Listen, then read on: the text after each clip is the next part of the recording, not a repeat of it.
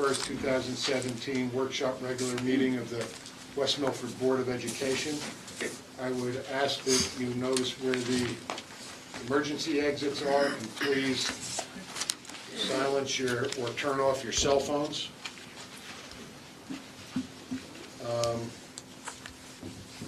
I didn't have any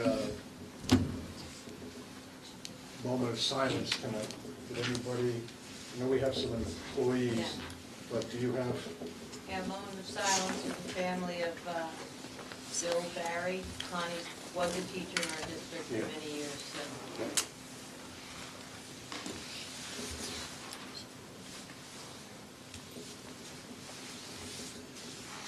Please stand for the flag salute. Pledge allegiance to the flag of the United States of America and to the republic for which it stands, one nation, under God, indivisible, with liberty and justice for all.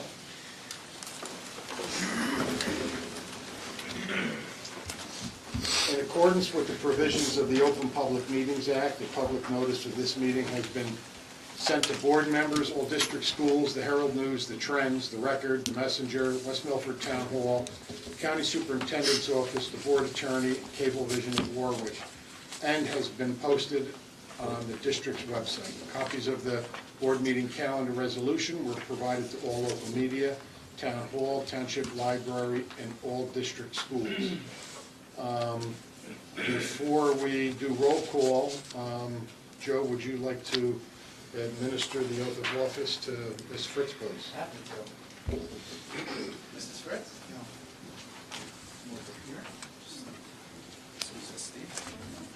How are you? Nice to see you.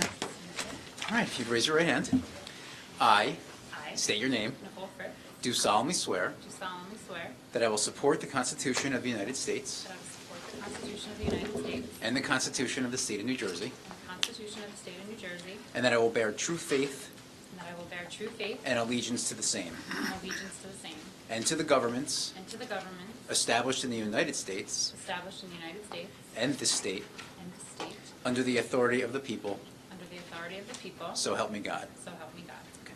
I I, state your name, Nicole Fritz, do solemnly swear do solemnly swear that I possess the qualifications prescribed by law that I possess the qualifications prescribed by law for the office of member of a Board of Education, for office of the member of the Board of Education, and that I am not disqualified as a voter and I am not disqualified as a voter pursuant to pursuant to RS RS 19:4-1, 19:4-1, nor disqualified nor disqualified due to conviction of a crime due to conviction of a crime or offense listed in or offense listed in NJSA NJSA 18A: 18A:12-1, 12-1, and that I will faithfully, and that I will faithfully, impartially, impartially, and justly justly perform all the duties perform all the duties of that office of that office according to the best of my ability. according to the best of my ability. So help me God. So help me God. Congratulations.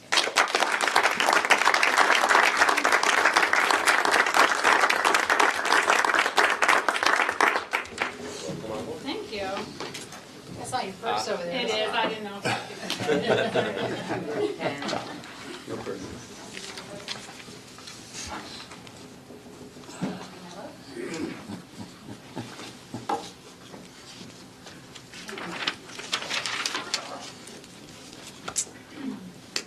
Nicole, before we do roll call, do you have any words of wisdom you want to bestow upon us? Words of wisdom late in the day. I just want to thank the board for giving me this opportunity and for selecting me to the board. I look forward to working and getting to know each and every one of you. To the community, thank you for being here and for those watching. And I just hope to bring some fresh perspective and new ideas and hopefully do some great things for our kids. And looking forward to the opportunity, so thank you. Thanks.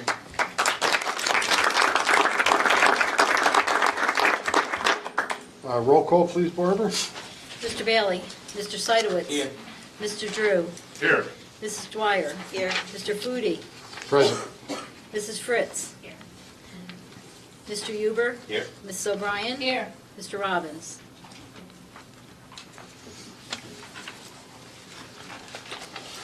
Okay. Gwen, would you read the executive session resolution, please? Yes, I'll move the resolution that the board goes into executive session at 9 p.m. for approximately 60 minutes for the purpose of discussing personnel, HIVs, and matters of attorney-client privilege. The executive session minutes will not be released until such time as the privilege of confidentiality is no longer applicable. Second. Thank you. All in favor? Aye. Any opposed? I probably should have asked that before. Is there anything else that we need to discuss besides those? Personnel, HIBs. That's it, right? That's it. Yeah, okay. Okay, you're up, Dr. Anamone, Superintendent's report. All right, good evening, everybody. Before I start on our State of the District report, my State of the District report, I would like to make notice we have a special friend, one of my newest friends here in the audience tonight, Dr. Joan Oberer. She is on the board of the new West Milford Township Library, as is Mr. Novak. And we are been under construction for some time now. We are almost finished, and we have a group called the Friends of the West Milford Township Public Library, and we are accepting donations for that little extra something that's just not in the budget. So I've seen the building; it's beautiful. We've taken the board, some board members on a tour. We hope to take our library media specialists on a special soft opening tour prior to opening. And Mrs. Dwyer. And Mrs. Dwyer as well. Thank you. And we should be open up for the entire community very shortly. So I want to call Dr. Ober up. I have a special gift for you now, and I'd like to wish you and the rest of the friends of the West Milford Township Library the best of luck.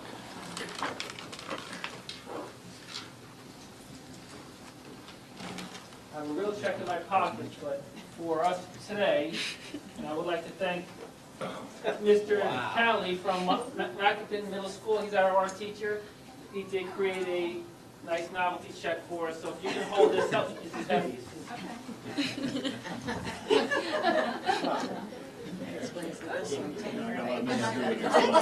I really would like to see them put that through the machine. I really would like to see them try to put that in the machine. All right, yeah, we'll figure it out.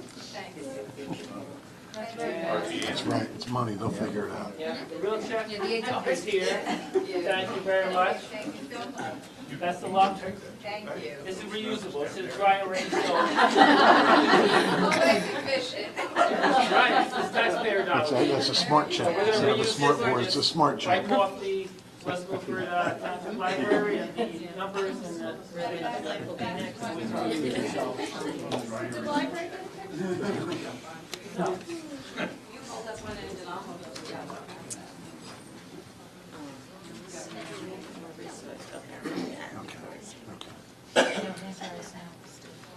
Thank you. Thank you very, very much. Thank you so much. I wonder, I would just like to, I'm Joan Oberer, 350 Germantown Road.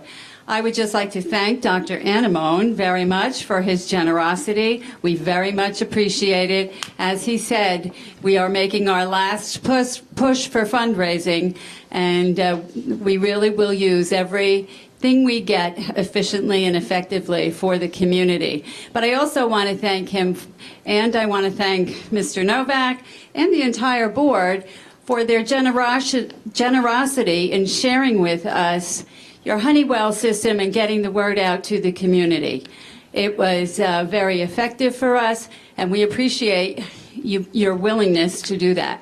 Mr. Novak certainly brings a wonderful sense of community to the library board, and we really appreciate all he does for us. He's insightful, and he always has the school community in mind. Thank you very, very much. We appreciate it.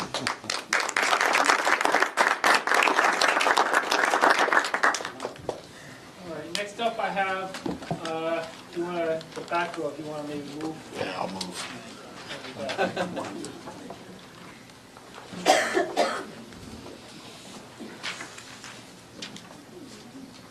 We have some extra copies on the media specialist table if you want to follow along the audience. So we have something, and first want to thank the administrative team, Mr. Novak, Dr. McQuaid, Ms. Francisco for helping out with this presentation, as well as our principals and supervisors.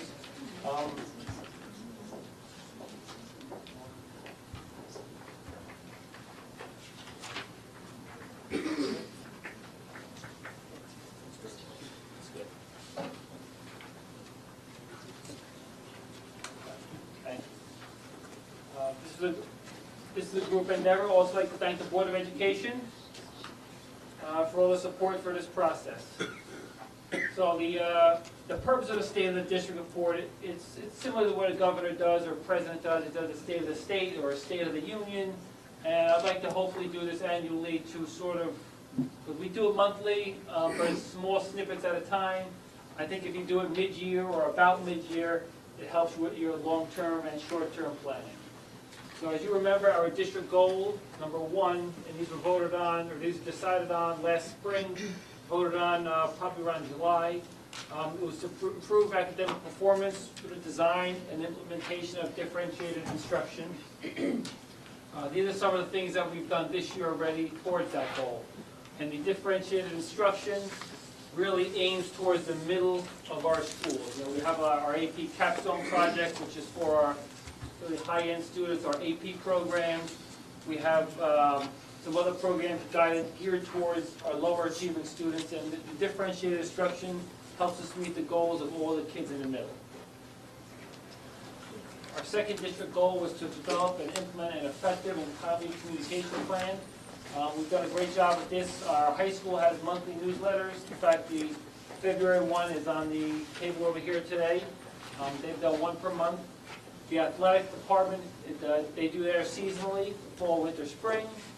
The visual and performing arts department in the district-wide, they do quarterly newsletters, so they've already given us two. We're waiting on a third one shortly. We have our guidance department. They've done a freshman parent newsletter targeted towards our 9th graders, a sophomore parent newsletter targeted towards our 10th graders, and our 8th grade parent night, which sort of ties it all in together. We have a lot of our schools, teachers, principals, administrators using social media to improve communication with families. We just mostly started a new app this year called Remind, and it popped up early this year when some of the buses were running late for one reason or the other. We needed a quicker way other than Honeywell to get messages out that our bus was going to be 10 minutes late, 15 minutes late, don't wait to stop. Rather than getting to our computers to get out of Honeywell, we use this Remind app, which is free. So it's cost effective, and it's on everybody's phone, and our principal or our transportation can let us know if there's traffic, if there's a detour, if there's a bus accident or something along those lines, which delays us. And of course my blog, which is probably closer to 30,000 hits already since July. Our third district goal is to develop respectful and sustainable partnerships with effective relationships with parents, community, students, and staff. So we have all 8 of our schools involved with the Character.org organization. Macapin School is already a National School of Character. So they're applying for different levels of recognition to be a national, to be a state level School of Character, or to win something called a Promising Practice Award. To the best of my knowledge, we're the only district in the country that has 100% of their schools involved in this. Certainly the only one in New Jersey. Our athletic department at the high school won the most prestigious award an athletic department could win in New Jersey. It's called the Excellence in Athletics Award. It's given to one high school, one athletic department in the state every year. And this year, West Milford won it. It's not based on wins and losses. It's based on character development and how you do with your student athletes. So you take young boys and young girls and turn them into young men and young women. In our fine and visual performance arts department, they host a number of events every year. The district-wide arts festival coming up very shortly, the Empty Bowls fundraiser at Macapin Middle School, which I encourage everybody to attend. It's a wonderful event. Our test scores, this is not new information. This is from last spring. So we reviewed this already in October. But as you can see, I'll kind of hustle through the scores here. I compared West Milford to the state and to the national average. And by national average, I just mean other states that have taken the park which is not 50 other states. It's down to about 9 or 10 right now, so it's getting even smaller as we speak. But we did very well on our test scores. There's room for improvements, and I know we can do better, but we exceeded the state and national average on most all of these. So I have a highlights page at the end. Our AP exams, this is from last school year. And you know, students that score 3, 4, or 5 on the AP exams have the ability to earn those credits for college. So you can see the majority of our students in math, almost 93% of our students earned 3, 4, or 5 on their AP exams. World language was 100%, and all the other areas it was in the high 70s. So our data analysis overall, compared with our first year of the park, we had over 1,000 students, or 1,000 more tests taken in year 2. So about 500 extra in math, about 500 extra in English language arts across the district. That's year 1 to year 2.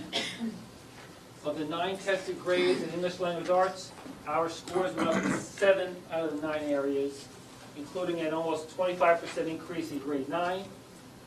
In math, our scores increased in 8 of 9 tested subjects or grades. So the upper grades in high school, you don't take 7th grade math, or 9th grade you take algebra, geometry, etc.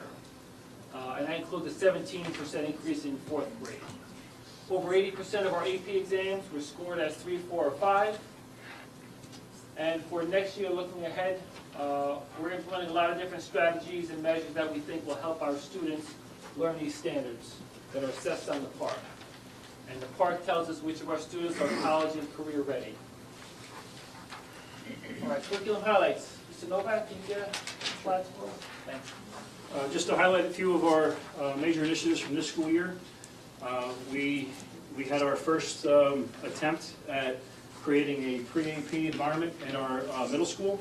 This was a precursor when we first presented the ability to get our district involved in the AP capstone program. We talked about the ability to start this at Macoupin so that we would be able to create students who are going to be ready for AP capstone when we offer it next year.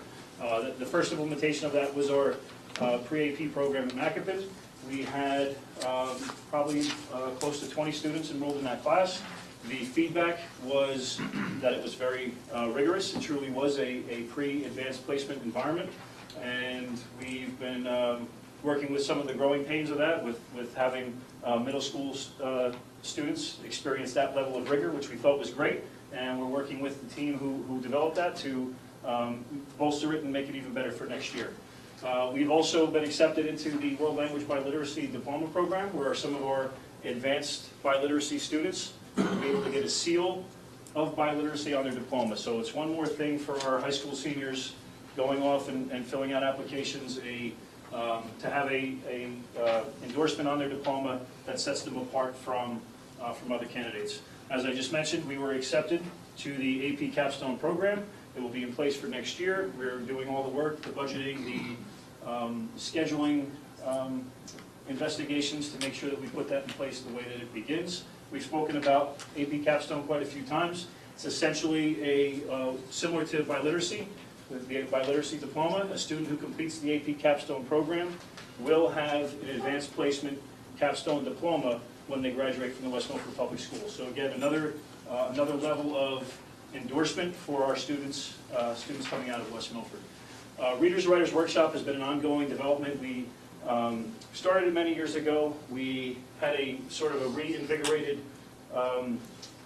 return to Readers and Writers Workshop this school year, where we're working with our 3rd, 4th, and 7th grade classes, to our teachers, to work on best practices in writing instruction in particular in 3rd and 4th, and then 7th grade we're working on Readers Workshop. That's a process of training that hasn't reached that grade level yet. So we're producing 6th graders each year, sending them to Macoupin. Next year, our students who are leaving the elementary schools will be going into a 7th grade environment where our teachers are using the Readers Workshop approach. So we're very excited about that. We've also been working at the development. Next year we're going to be offering a honors math program at Macoupin. We have been doing some of the preliminary work leading up to that, where we are We have some common assessments that we're laying out in all of our sixth grade classrooms. And through that process, we'll get recommendations from the sixth grades with some tangible data to show students who can perform at that level, and they'll be recommended for the honors program academy. I alluded to some of this in that last slide. AP Capstone will be in place next year, and we are going to continue with our pre-AP at Macapin. The importance of this slide is just talking about our needs assessment. One of the things that we've been struggling with over time is the current schedule structure at the high school. So we are in the process, we have a committee put together where we're investigating a number of the different scheduling and progressive scheduling structures that are out there. We've taken site visits, there's a slide later about some of the site visits we've taken to a variety of other high schools around the state, in and out of our county, who have a very progressive schedule that will allow our students to, to be able to take more electives, to access longer lab courses, to benefit from AP Capstone. So it's a lot of moving parts to the process, and we're looking at that for next year to really investigate that. We're also in the process with Passaic County Community College to have the process for a dual enrollment with our senior students. There's a group of, there's a dynamic of our seniors who are not necessarily our honors kids who are looking to be part of pre-AP, but are those kids who are looking for a bit of an edge, whether going into the workforce or seeking four-year school. So we're looking to partner with Passaic County Community College, where our students will be able to be dually enrolled. They'll be high school seniors, getting their credits for graduation, as well as earning credits for Passaic County Community College that can be instantly applied to their upon graduation. We're also looking at a district-wide assessment. Similar, we've spoken in this room quite a few times about our ability to assess a student's reading level through the Frontis and Pinnell benchmark assessment. We're now looking for something similar in mathematics, where we can, with our reading assessment, we know a student at the Westbrook School who's reading at a level K is equal to a student in another district who is also reading at a level K. It's standardized. It goes across the state and across the nation. We're looking for something similar in math, where we can see if our students are at this level in third grade, that's a comparable assessment to a third grader in another district in another state. So we're looking into, we've met with a couple vendors, and we're really looking to investigate that process for next year. And through Dr. Anamone's work, we've been able to really, through the blogs and through communication like this at the board meeting, we're able to bring these things a little bit more to the community, to the board, for discussion, especially in ed committees and that sort of thing. Along with our curriculum highlights, I thought it was important to add a specific slide for our science and industrial arts. Working with our new science and industrial arts supervisor, we've been able to implement some pretty progressive things in terms of what we're doing with industrial arts and science. One of the most effective that we've just hit the ground running with is our professional development in grades K through 3, where our kindergarten through third grade teachers, they're meeting with Ms. Vajicic, and they are really getting involved in what used to be called the Next Generation Science Standards, and now I'm going to mess it up, New Jersey Student Learning Standards for Science. Got it, practice it in the mirror.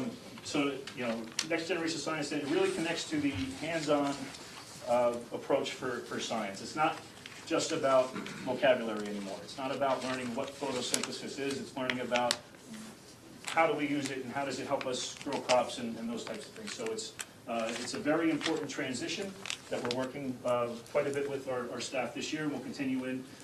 We've developed a pretty comprehensive 3-year plan how we're going to get everybody who needs to be trained in implementing those standards. In industrial arts, we've had some developments to really elevate the things that we're doing. We've got great programs in place in our industrial arts. We just are now looking to revitalize some of the course titles, the course structures. We've been investigating things such as similar to what a PCTI might offer, a micro-credential. We're hoping that through our industrial arts program, we'll be able to offer micro-credentials to our students who complete a 4-year wood program, that they'll be able to come out and maintain and receive a micro-credential that they can bring into the workforce or to a secondary institution. Similar to, we're also trying to offer that in our auto shop program. We're having a little transition right now with auto shop. One of the programs we're investigating is My Auto Lab. That's another program that we can put in place that can offer our students a micro-credential when they come out. They can go to the workforce and they can apply that to a trade school at the next level. I skipped over site visits. I mentioned site visits in terms of looking at summer instructors. We've also been taking site visits to the schools that are listed. We went to Livingston and High Point, who both have very cutting-edge STEM programs. So we were able to see these programs in action. One of the, I guess, most validating and enjoyable parts of those trips was seeing that our industrial arts staff were sitting with these cutting-edge groups of people, and we're able to talk in the conversations about and speak with pride about the things we're doing compared to the things that they're doing. So we're on the right track. We're just repackaging a little bit, reorganizing, so that we can progress toward that micro-credential and not just have standalone industrial arts. Learning Unlimited is our gifted and talented program in West Milford Public Schools. And basically what I put on here is the little overview of the cycles that Mrs. Cheshire works on when she is working with our Learning Unlimited students. I'm just going to read the last blurb in the description. Differentiated curriculum, interdisciplinary, with an emphasis on problem solving, creativity, and critical thinking. So these students who are involved in this program get to really engage with hands-on interdisciplinary activities. Just for example, the design lab in grades 3 and 4 really connects to the makerspace things that we've been doing in the district. Students will they create and they design and they will put their projects on display at the LU project night. Dr. McQuaid? Okay.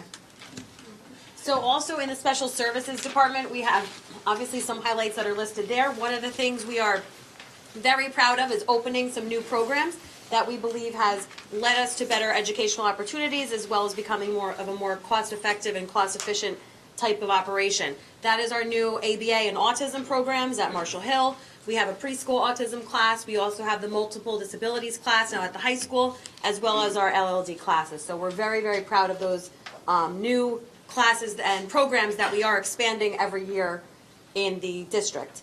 The second thing is we did offer, first time ever this year, a CPAC open forum. So that's our Special Education Parent Advisory Committee forum. And in that forum, we allowed parents to basically share with us any concerns, comments, ideas that they may have. We were able to take from that and take from our Facebook page and the feedback we got from parents and then begin to implement it. One of the concerns I had was about a social skills curriculum. We then were able to make sure that we were adopting that district-wide. Another thing parents asked for at the high school was to have their students more involved in some after-school activities with non-disabled peers, and we did most recently have a join-in performance with our MD class that went beautifully, and they're planning to also perform at the District Arts Festival. So the parent feedback was definitely helpful with that. We have another forum open in the spring in case anyone did not have a chance to come to our first forum, and that's scheduled in April. The coordination and joint training with the West Milford Police Department, I, myself, and Dr. Hesney did train our local police department on autism as well as mental illness with some strategies as far as dealing with those types of students or adults with those disabilities and how to handle that, which I think was really important. The feedback was very positive from the department. Physical therapists are currently implementing yoga programs. That started out last year in a pilot program at the preschool. They use the Get Ready to Learn approach, which is an evidence-based yoga practice, and they started it at the preschool, but I'm happy to tell you that now they launched it last year, but now it's also in our multiply disabled elementary class and our multiply disabled high school class. They're piloting it in one of the LLD classes. It is in our autism and ABA classes, and even Mr. Anderson in the back, I know that they are doing it in the behavior disabilities classes as well. Occupational therapists in the summer launched curriculum work for handwriting program and created their own program using the best practices, if you will, that they got from all different, a whole different variety of tools. They created that curriculum in the summer and they currently launched it. Today, the OTs spent the whole day in professional development tweaking it and revising that so that they can push that out to the rest of the teachers again, but the feedback has been positive, so we do plan to continue doing that. The last item, actually, Mr. Anderson, one of my teachers in my behavior disabilities program at Apshua, decided to come tonight, so thank you for coming, Mr. Anderson. I know last year we piloted the caretakers parent support group, but if you just want to comment as to what that is about, I think the audience would like to hear from you. Rick Anderson, behavioral disabilities teacher down at Apshua. I've been thinking about this for quite some time, and I wasn't really quite sure how to get it off the ground, so I mentioned it to Wendy Becker, who's our social worker down there, and she said, Rick, you got to do this. I said, okay. So she helped me put it together. She comes to the meetings. What it is I get my parents. We meet once a month. It's our second year, and it's beyond my wildest dreams of how well it's taken off. I get guest speakers in. Wilson Santos, Highland Family Success Center was our first guest speaker 2 years ago in September, so it was nice to see him on back to school night. I had a good conversation with him. And the parents use this, the Family Success Center. But we meet once a month. The first year I kind of developed what was going on. This year I kind of said, parents, it's your group. You're going to run the show. Back in September, the first year, I said, your homework is to come up with a group name. So one of my former students who is now at Macapin, not in the BD program anymore, mother said, oh man, I forgot to do my homework. And he said, Mom, you take care of us. Mr. A, Samantha Petterini, who teaches the primary disabilities class down there, she takes care of it. Why don't you just call it the caretakers group? And all the parents loved it. So, and we even have a logo, which I should have brought, but I'm going to do something with the logo. I want to get t-shirts or something made. But it's, my parents have a tough time relating to the community. And since I started this group, I've had parents volunteer for doing things for the PTA. They ran a Halloween thing. So it kind of gets them involved. So it's just been, great. And I offered board members, our next meeting is the 14th of March. There's a parent training group down in Perquonic. The parents are interested in starting a social skills group for the kids. So she's going to come and talk to our parents on March 13th. So anybody's ever wants to come, see what it's all about. We do a holiday program. This year's highlight was I asked one of my former students to come back and speak to the group. And it was really touching of what the mother and the son said about the BD program. So, but we have a picnic at the end of the year. We cook hamburgers, and so it's taken off, and it's doing a great job. We got 10 to 12 parents that come on a regular basis. Some trickle in and trickle out, but it's great. A great thing, building that community partnership, which is aligned with the district goal number 3. So, Yes, thank you. Thank you, Mr. Anderson. Yeah, so we're definitely very proud of a lot of the community outreach that we've been doing within the department. And like I said, we're always open to piloting things, and then if it works out, we're happy about it, and then we just continue it. So those are just some highlights. You can continue, Mr. Novak. Just a little update on the things we've been doing in our technology development. I'm sure everyone's aware over the last few years, we've talked about it a lot with the upgrading we've been doing to our technology infrastructure. So 6-7 years ago, we started with wireless. We've implemented iPads. We have now, within the last 4 years, we've moved toward a completely Chrome environment, Google Apps for Education. And the really exciting stuff has really been the last couple of years, where we've been able to not just see them as new and trendy toys that we have in some staff members' students' hands, but now they're used for day-to-day instruction. We have examples of teachers using Google Classroom across the district, and that's growing, by faculty meeting and PLC meetings each and every month. Another teacher decides they want to give it a shot and want to keep on continuing with it. So we're very excited with the implementation of our technology, here in West Milford. Some of the, as you can see, we're maintaining our purchasing program for Chromebooks. So each year we add another round of Chromebook carts. A Chromebook cart houses about 30 Chromebooks. So that's one more class section or 2 more class sections that have access to the Chromebooks per building each year as we add them. So in a in Westbrook, for example, we have enough Chromebooks where 5th and 6th grade students could be on them, when we include the lab over there, can be on Chrome at the same time. So as we continue to purchase, and I thank the board for that, I mean, we couldn't do it without that support. The more access that we have, it just really works out for our students. To combine with that, we're going to pilot a one-to-one environment. One-to-one meaning a signed Chromebook to a student that they can bring back and forth to home, and that it becomes part of their materials like your notebooks and your textbook, etc. We're going to pilot that with our AP Capstone group that we implement this year, and we're going to see how that goes, and then we'll work with the board and the community to see if a one-to-one initiative is something we want to move forward in the future. How many kids do you expect to be in that AP Capstone program? Do you The have any idea? last number we talked about was about 30. Okay. Yeah, two sections of 15 is what we're hoping to have. And out of what grades? 9 and 10. 9 and 10? 9 and 10. So we're hoping, as I said, that's a projection. We'll know once we go through all the, the recommendations and all those types of things, how we're able to put it together. But we're budgeting for and planning for the potential for 2 sections of 15. And that would be for the research, the seminar in 9-10, that would then group would stay, if they stayed in Capstone, they would then have the seminar in years 11 and 12. Also, one of the things we've been very excited about, we actually presented it we were accepted by as it says there, the largest technology conference in the state is called Texpo. Our Educational Technology Committee in the district was accepted to present at this prestigious event, and we presented 2 initiatives from the school district. One was our implementation of the SAMR model, which I've mentioned in this room quite a few times. SAMR is an acronym for the, nutshell it, it's the correlation between strategies using technology to Bloom's taxonomy in classic educational vocabulary. So the letters in the acronym are substitution, augmentation, modification, redefinition. So our goals through SAMR is that we've changed the conversation. I've seen it in our schools, I've seen it in our classrooms, in our conversations and faculty meetings.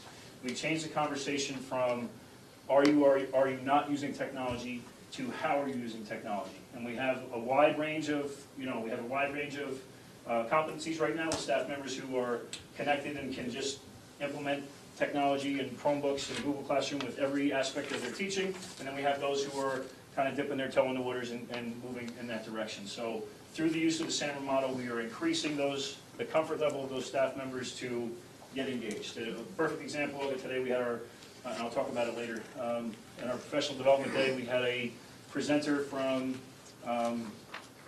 he was a supervisor in Chatham, and he was presenting on differentiated instruction to our math, business, and family consumer sciences department this afternoon. And he was presenting a bunch of strategies for how do you get students engaged, high level of student engagement for all learners, not just your top or your bottom. And in that presentation, he was throwing out sample technologies that you could use to foster that engagement.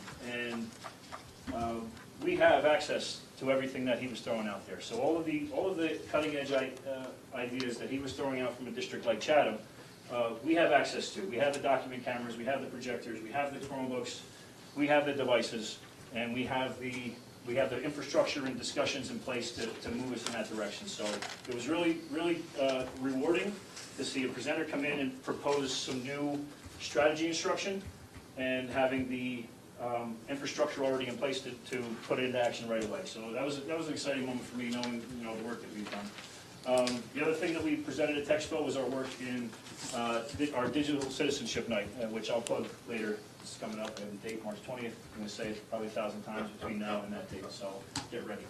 I'll come back to that later. But we did present that night. It was a big hit. Updates to our Encore program. If you're not familiar with the term Encore, it's because it's a West Milford term. It's not a state name for basic skills instruction. You're laughing, Mrs. Donegan. We had a long discussion at a previous meeting, and should we just change the name? No one really knows what it is. We're going to leave it as is for now, as it's on all our paperwork. But Encore program does represent our basic skills instruction in the district. We've had some great conversations and meetings. First step was we revised our Encore handbook. We've streamlined a lot of the forms, a lot of the policies, a lot of the procedures in place for the how do we assess who is eligible for our basic skills program, and how do we assess who is eligible to exit our basic skills program. And those are some of the things we're working on, is that often a student becomes eligible and enters a basic skills program, and then they never really get to that point of exit. So those are structures that we're putting in place. How do we fine tune the instruction so that it's not, that's more effective, is really what we're working on. So we've worked towards greater coordination district-wide, so that the program that's happening at the Westbrook School is very similar in dynamics to the program that we have at the Upper Greenwood Lake School or the Paradise Knoll School. That we're targeting instruction, we're targeting the skills of the students that we need to improve in order for them to reach grade level expectations. We also implemented, starting last year, this is our second year with the program, in response to some of the dyslexia legislation, we implemented our early literacy program, where we have our district literacy specialists going in daily into our kindergarten classrooms, and they're working hands-on with our kindergarten students to assist the kindergarten teacher in some of these early literacy skills. An assessment that we added, every kindergartner takes it in the December time period. It's our test of phonological awareness. So not only are we assessing reading level, but now we're also assessing their phonological skills, their connection between letters and sounds. Dr. Emma? Thank you. I touched briefly on our athletic department before. Obviously, you know about our award, and we understand high school athletics. It's not always about winning. It's about taking young boys and young girls and teaching them how to mature and become young men and young women. However, we do have two team champions this year, field hockey and gymnastics. So congratulations to those coaches and those athletes.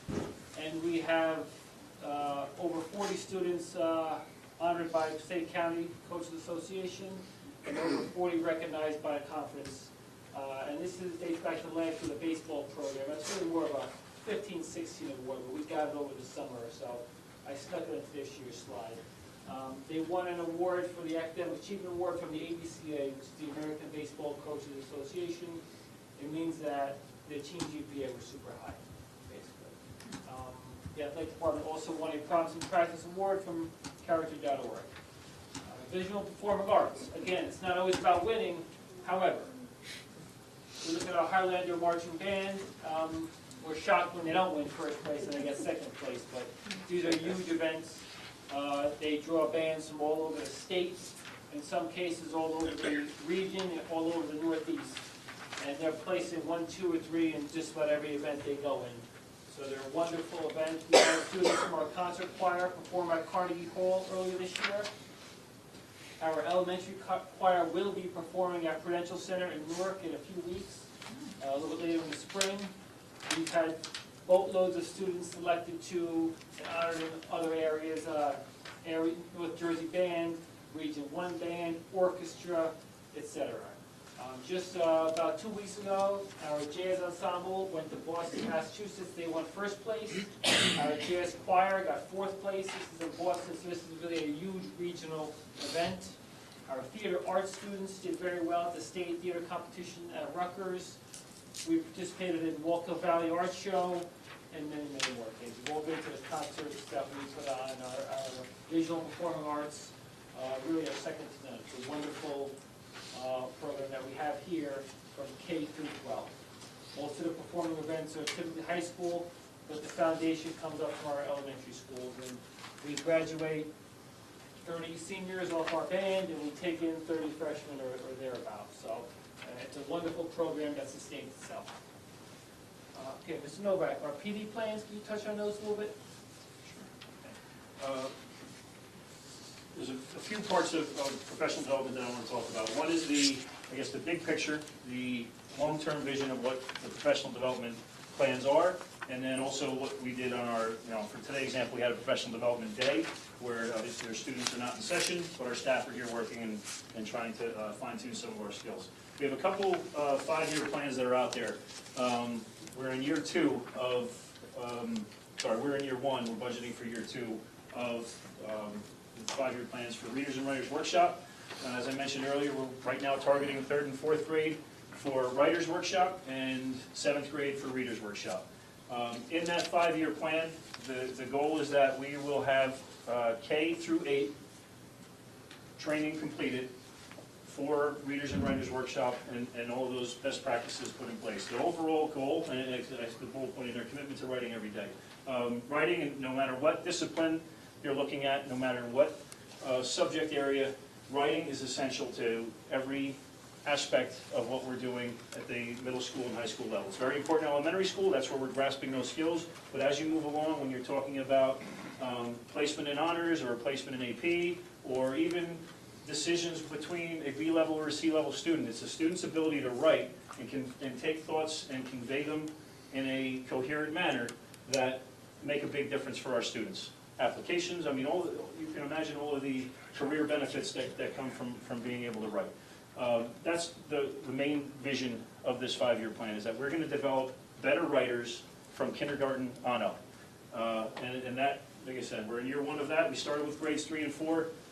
That's always sort of a good starting point. Our K through 2 classrooms have, they have a program in place that helps them develop some basic writing skills. But the 3rd and 4th grade is where we saw the greatest need and some of those fundamental shifts. The second 5-year plan is in best practices in math instruction. We've started in grades 5 and 6. As you can see, we've got 2 5-year plans working simultaneously. So when we're working on grades 3 and 4 for writer's workshop, grades 5 and 6 will be in math. And as we move forward and get into years 2 through 5, we'll have to coordinate who's getting the training. So we'll never have one group getting both of those trainings at the same time. Basically, what best practice in mathematics instruction boils down to is our efforts in differentiated instruction. There's a way of instructing math that is very classic, where it's, here's the algorithm, now go practice. And that's a classic approach to the instruction of math. Now we've got so many different learners, and we're aware of the different types of learners that we have, that we're looking at a more hands-on approach so we can engage all of our students. That's one of the New Jersey Student Learning Standards, formerly known as Common Core, took a lot of heat in math because we as adults can't connect to it. We look at it, we can't help our kids with homework, we have to watch YouTube clips, and I'm guilty of it as well.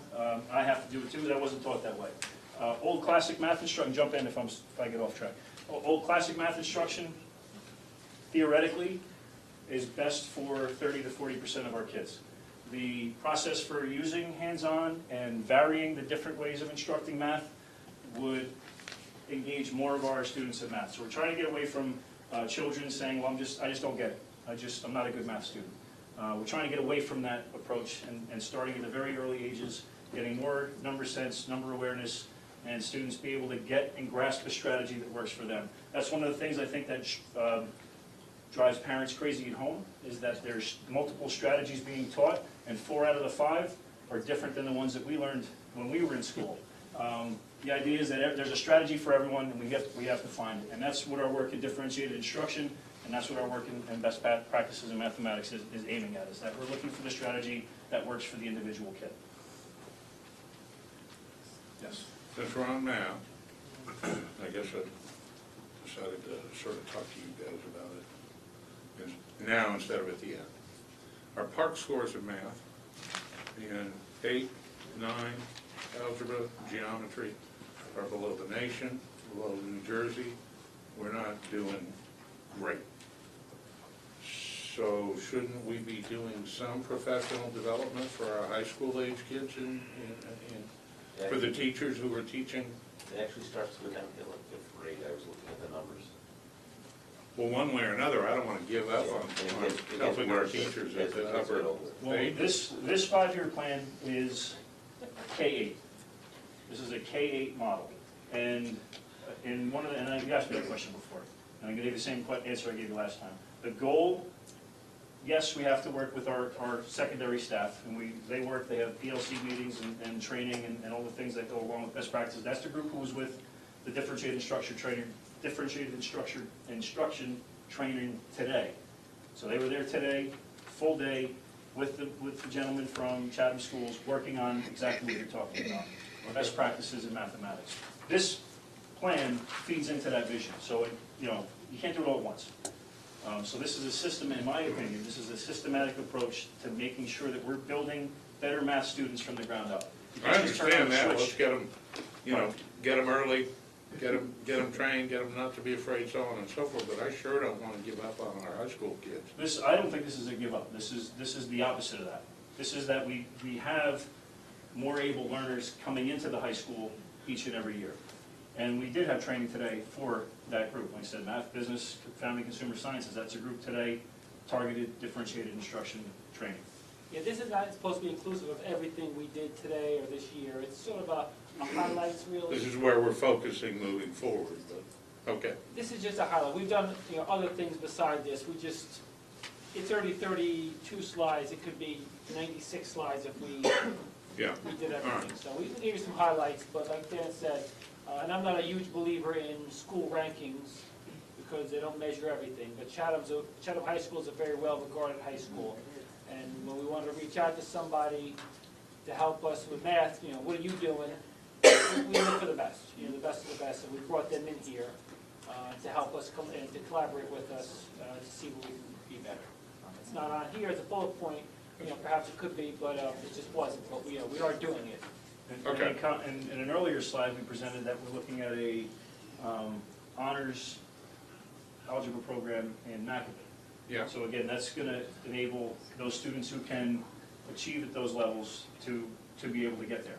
So it's a really, I think, an elaborate, if you want to do slides 45, 46, we could talk about the course of our layout of our program of studies for mathematics and how we investigate that and how we're adding things at the elementary and middle school levels so that we're feeding into the high school and building more able math learners. Dan, I know that Chatham and Livingston have very, very high standards in their elementary schools and their mathematics program.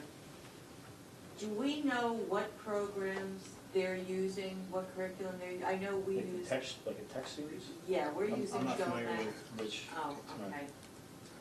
There's a few that are very Eureka, I trendy. hear is the Eureka's. Yeah. Yeah, there's the one a couple that's- trendy that when the shift to New Jersey Student Learning Standards are coming forward, there's some major textbook I'm series just that a lot of wondering districts how adopt. we compare, how our program that we're teaching our kids compare with more competitive programs. That's, I'm just wondering. Right.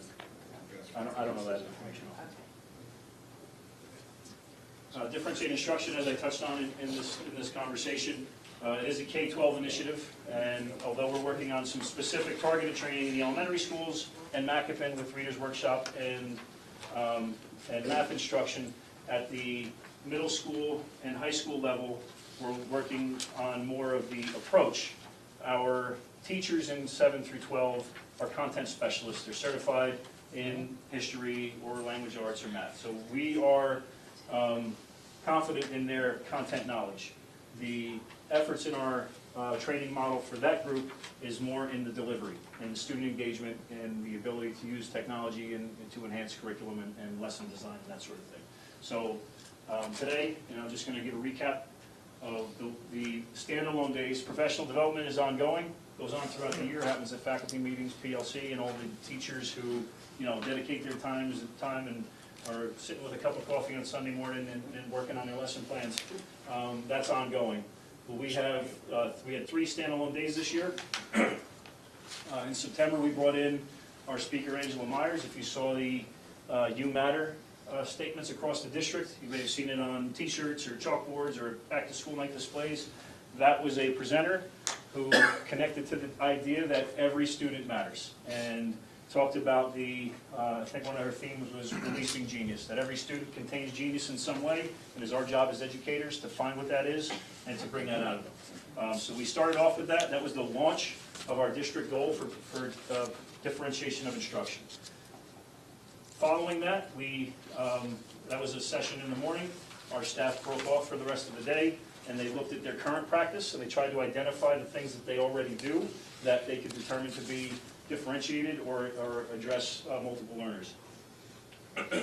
Excuse me. We had a full day in November where we brought in a trainer, similar to the trainer I described today, working with a variation of different departments, 7 through 12. That was a full day in November. And today we continued that, and we completed all of our departments across the 7-12.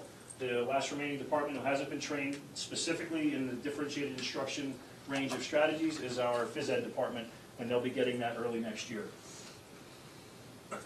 We also worked with our 5th and 6th grade math teachers work today with the Teachers to Teachers group who's been working with them. The other one is the one that I'm mostly really excited about today because it was a great presentation. We had the Gurian Institute in. The author is Michael Gurian. He presents the brain-based research behind the differences in learning styles for genders. He first authored the book Boys and Girls Learn Differently. Talks about all the brain-based approaches that we as educators should realize. And he had he had a room of K through 6 educators, and he had the dynamics, 95% or so female in the room as instructors, and trying to make the case that we potentially instruct for the female brain. And he really went on many different structures and things that you can implement in the classroom that can entice all of our learners. Again, to me, that connects to what we're doing with differentiated instruction. One of the great stats we pulled out of the instruction today was that the male brain is most alert when standing. And as a 3rd and 4th grade teacher, you struggle with everyone, the boys who want to stand and work. I have a son now who does his homework on a hoverboard at the counter, and I just let it happen because he gets his work done. I try to make him sit down, it won't happen. I had a 5th grade, I'm going to say it out loud, I didn't think I was going to. I had a 5th grade report card where the comment that I took home, and teachers in the room, imagine this was on your kid's report card, you put those report card, I don't know how you stand him at home, was on a report card that I came home from school with. That was in the old days where, you didn't No I PC can't there, imagine. Jack. However, I was the male brain, and I wanted to stand while I worked, and you just didn't do those things. The group who came in today, they presented us with a gift for bringing them in. They gave us 6 standing chairs. We're going to use 4 of them at the Maple Road School in a pilot setting in 1st grade. And some of the feedback, Dr. Swartz, current principal of Westbrook, formerly a teacher at UGL in the Learning Language Disabled course, had a few standing desks in the classroom and was able to see some of the benefits, not only for boys, it's not just a boy thing, it's about the different learning styles that you have. And that was what the training really went on today, is that there's different styles of the brain, not necessarily boys or girls. So it was really eye-opening for the staff who were there, and I think we pulled away a lot of great strategies from it. Our PE department worked today, and we did a bit of a, half the day was focusing on the idea of mindfulness, where we have our Project Adventure language: be here, be safe, be honest, be respectful, personal best, set goals.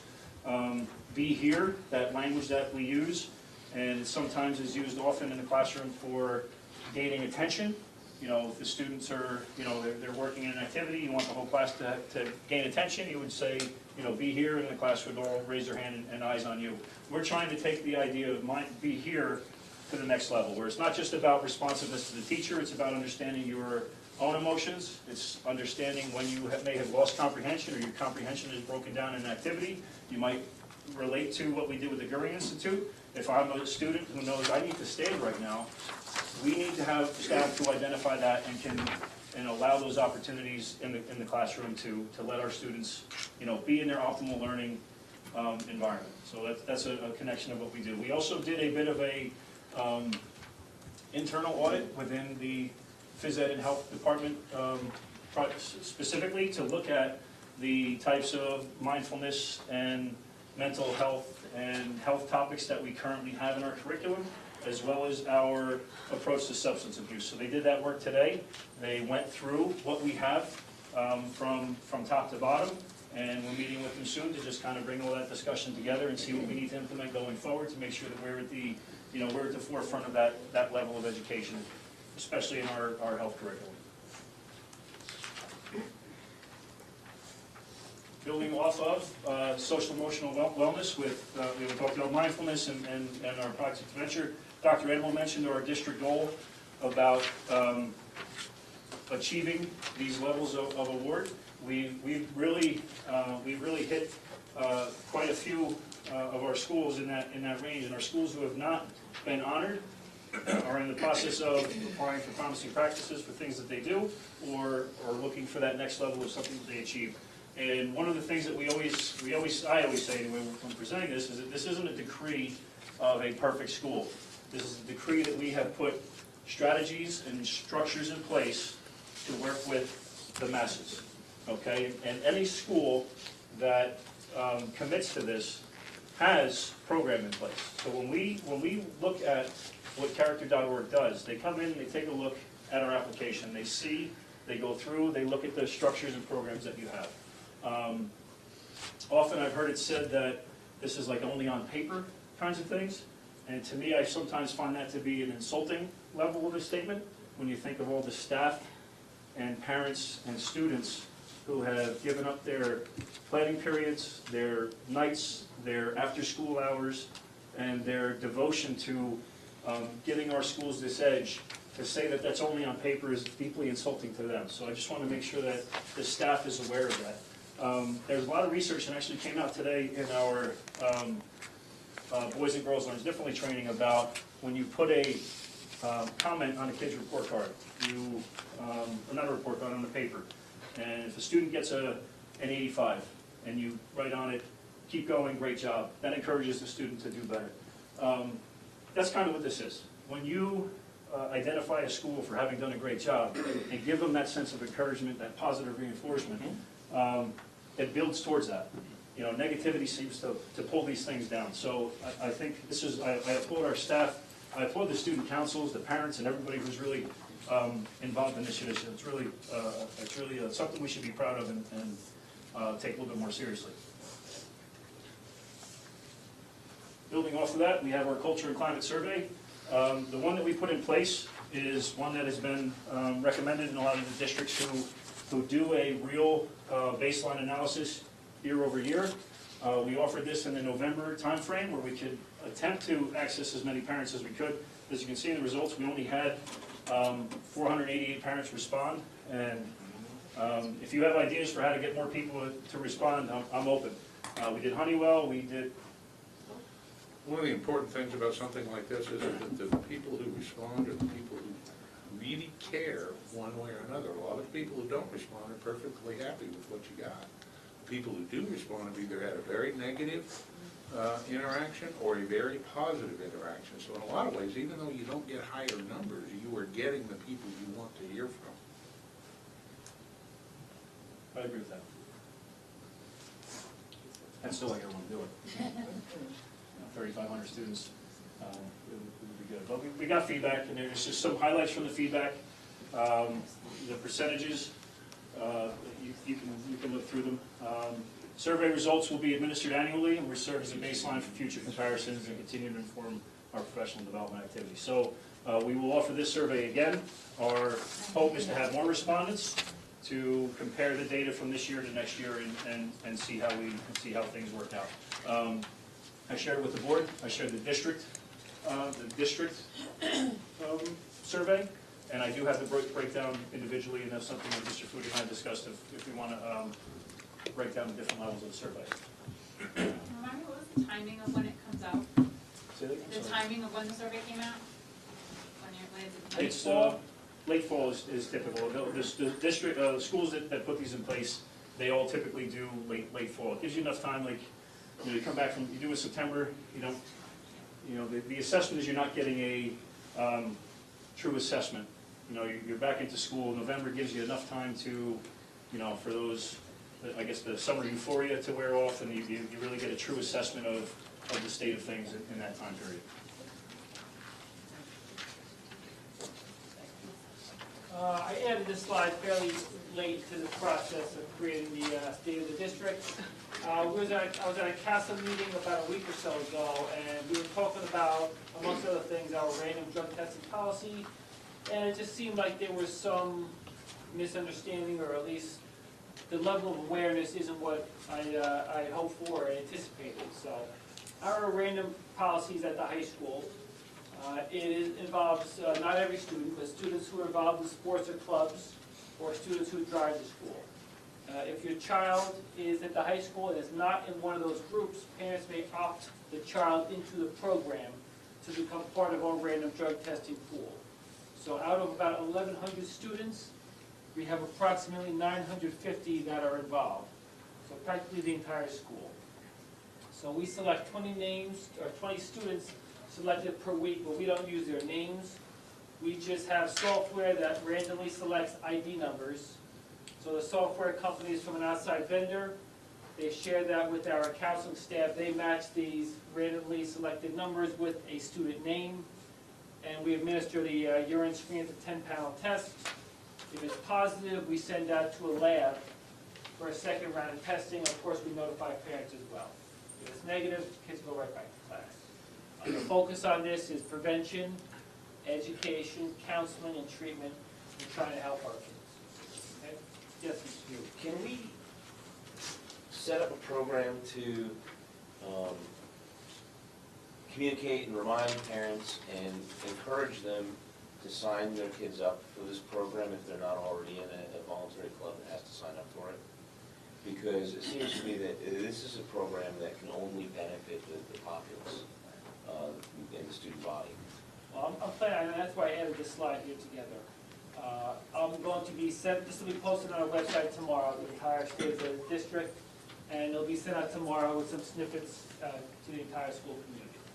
So hopefully that picks our number up. And we're fairly high as is, but we'd like to have 1,100 students. That's a good point. So that's it. Special thanks to our administrative team, our central office staff, teachers who helped out with this project. This last bullet point is my favorite. We're doing our kindergarten enrollment now, as you know, and the children entering kindergarten in September will graduate high school around 2030, and they'll retire around 2080. So we're going to have to prepare them for jobs that perhaps don't even exist yet.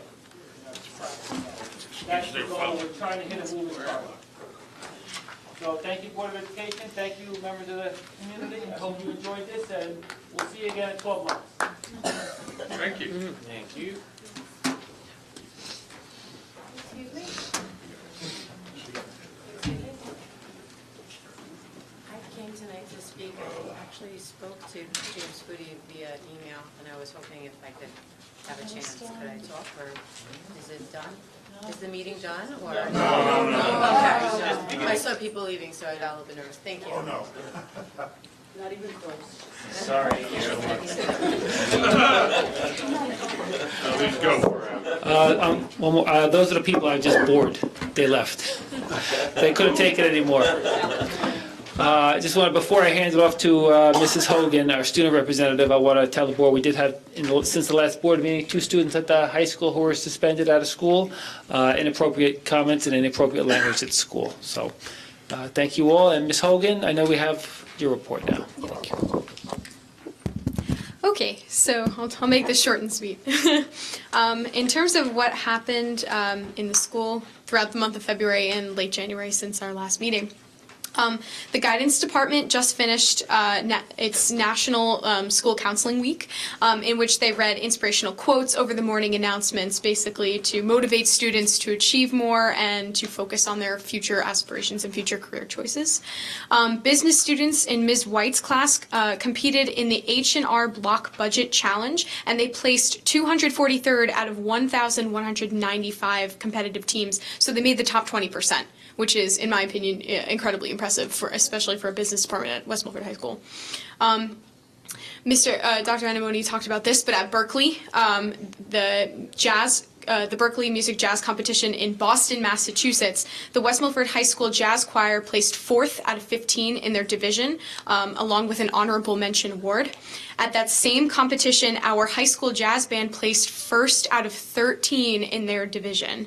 And then in addition to that, 2 judges gave awards specifically to 2 students, Jack McGraw from choir and Alex Curson of jazz band, both of whom are very close friends of mine, so I'm very proud of that. The varsity club collected over $600 for St. Jude's Children's Research Hospital, and they hosted a pajama day to get everyone pumped for that. Yeah. Last Saturday, the Cinderella Project took place in the lower library, and that is an excellent program. I can personally attest to that. 2 of my best friends got beautiful dresses from that program. And all proceeds, if there are extra dresses left over, they're either saved for the Cinderella Project in future upcoming years, or they're donated to people in need of prom dresses. The PALS ran the No One Eats Alone Day on February 10th, which was very much a success, and the National Art Honor Society hosted a karaoke night on February 15th in the Media Center.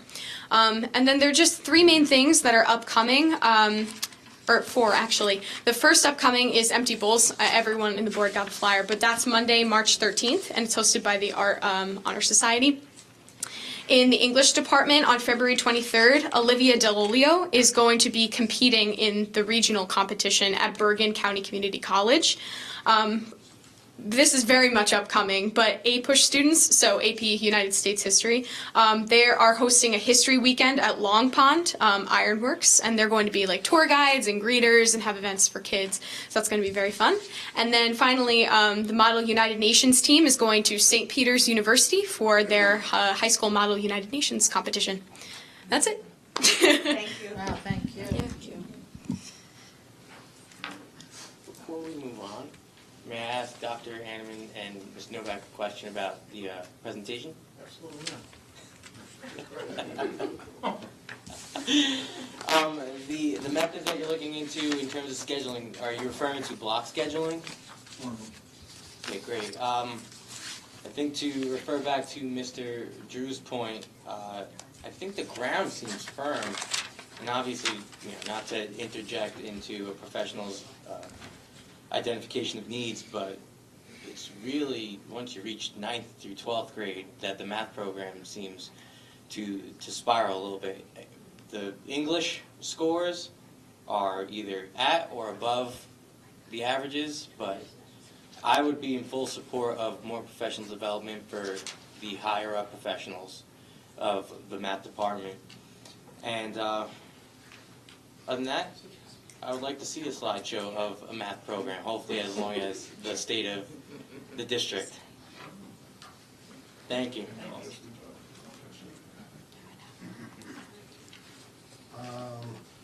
So that's your superintendent's report?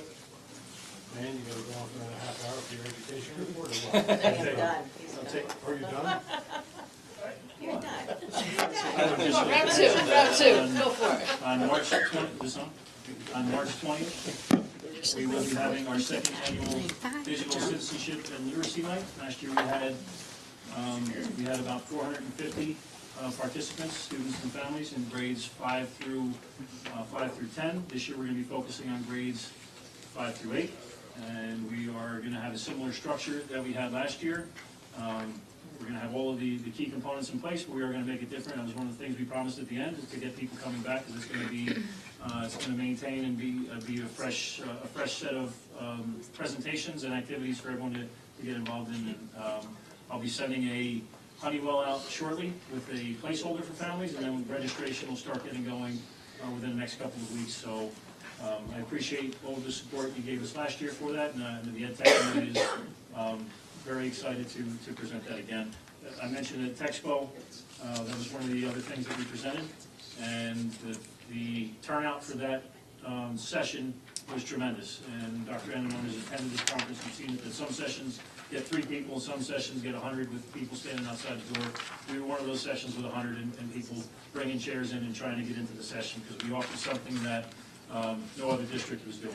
And we've received requests from people who attended that session to come and see us that night on March 20th, to see it in action, so they can bring it back and do it in their district. So the Ed Tech committee and everyone involved, very proud of that. Presentation went very well, so again, I just want to thank you for your support and all the things that we've been able to do with that last year into this year. Are you looking for donations? We are once again looking for donations. Last year, we donated 6 Chromebooks, Okay. and I'd like to do 10. So, not from you, but I will reach out to your foundation for that possibility. That would be fantastic. Thank you. And that concludes. Drew. Just while we're recognizing, I couldn't help but notice in the paper that the dance group that came and talked to us a couple of months ago went to a competition and finished 4th in a national competition. So that might be worth looking into a little bit more, that those people are working hard and deserve some recognition. I move on.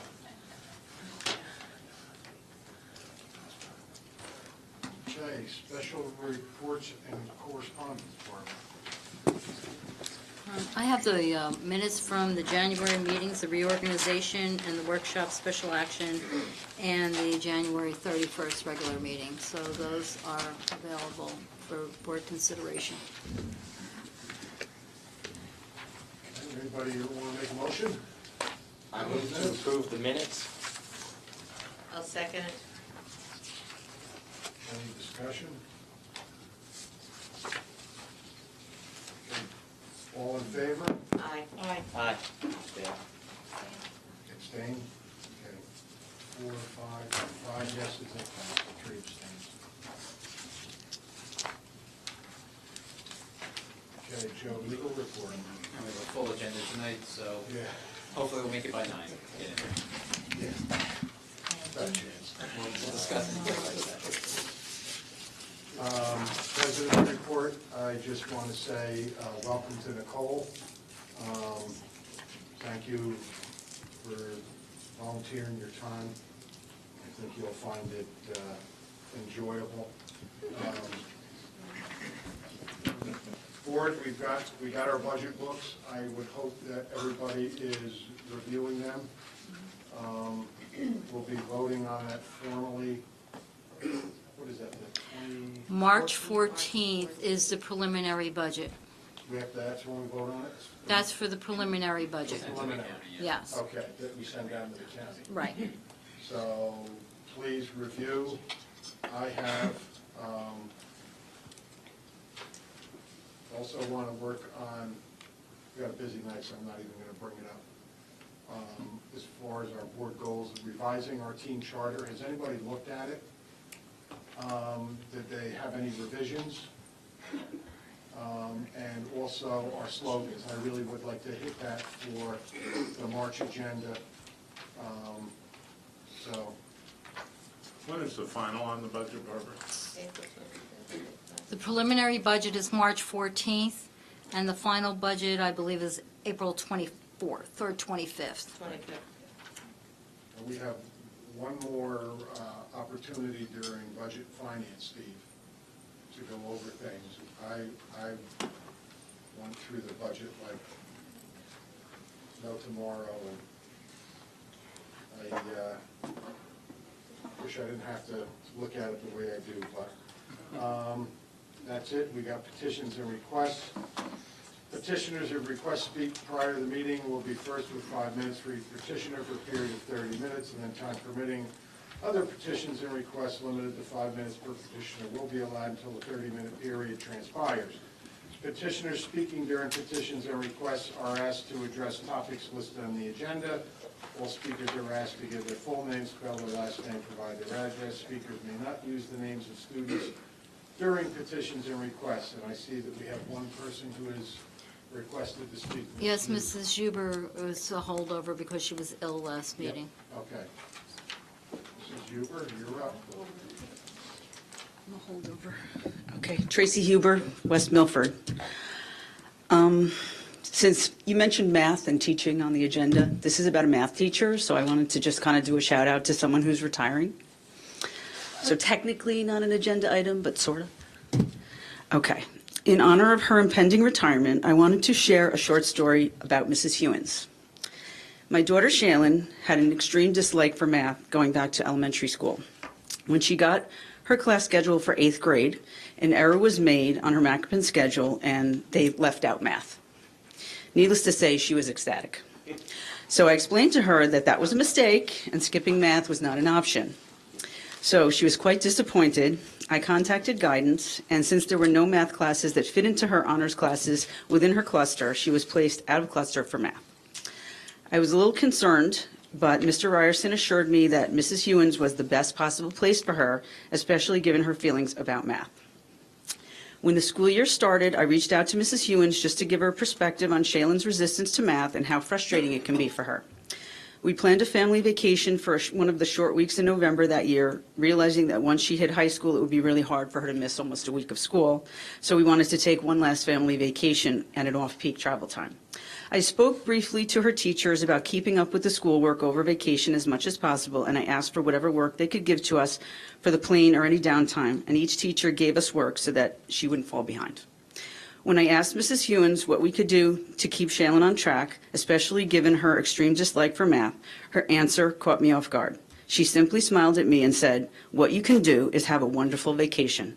Enjoy it, and if you and Shaylin are willing, just to have her come and sit with me after school for as much time as she needs when you get back, for as many days as it takes, I will catch her up." I was kind of stunned and sort of speechless, which almost never happens to me.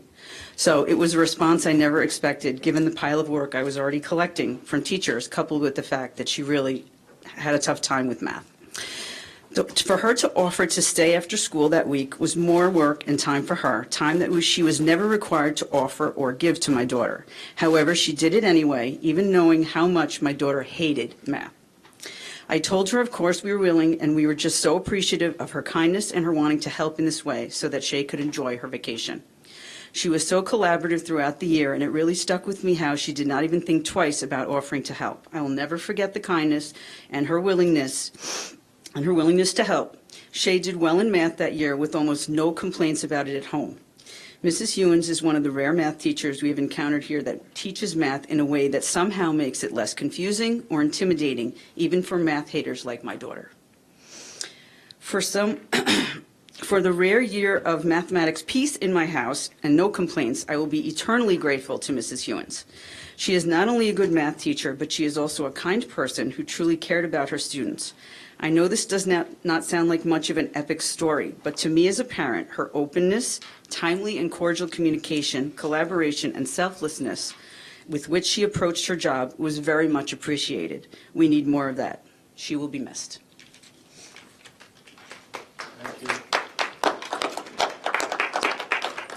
Is there anybody else who would like to speak?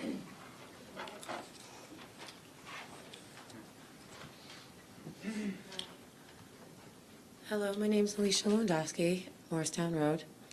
Good evening, board members, and Dr. Anamone, Mr. Novak.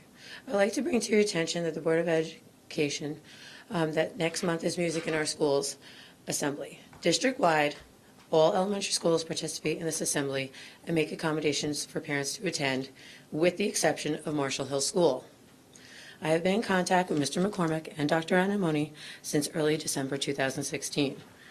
I was given an explanation on Friday, February 17, 2017, from Dr. Anamone that Mr. McCormick was concerned of losing instructional time, and therefore parents will not be able to attend.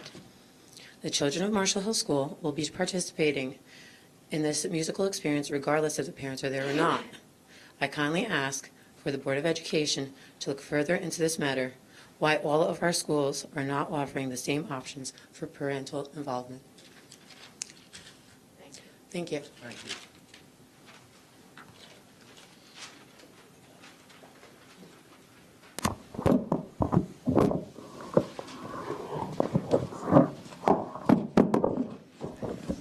Thank you, Mrs. Lewandowski. I know we spoke briefly in the late winter and again on Friday. I'd like to facilitate a meeting perhaps with Mr. McCormick, and we can get together again shortly to discuss this in a little greater detail.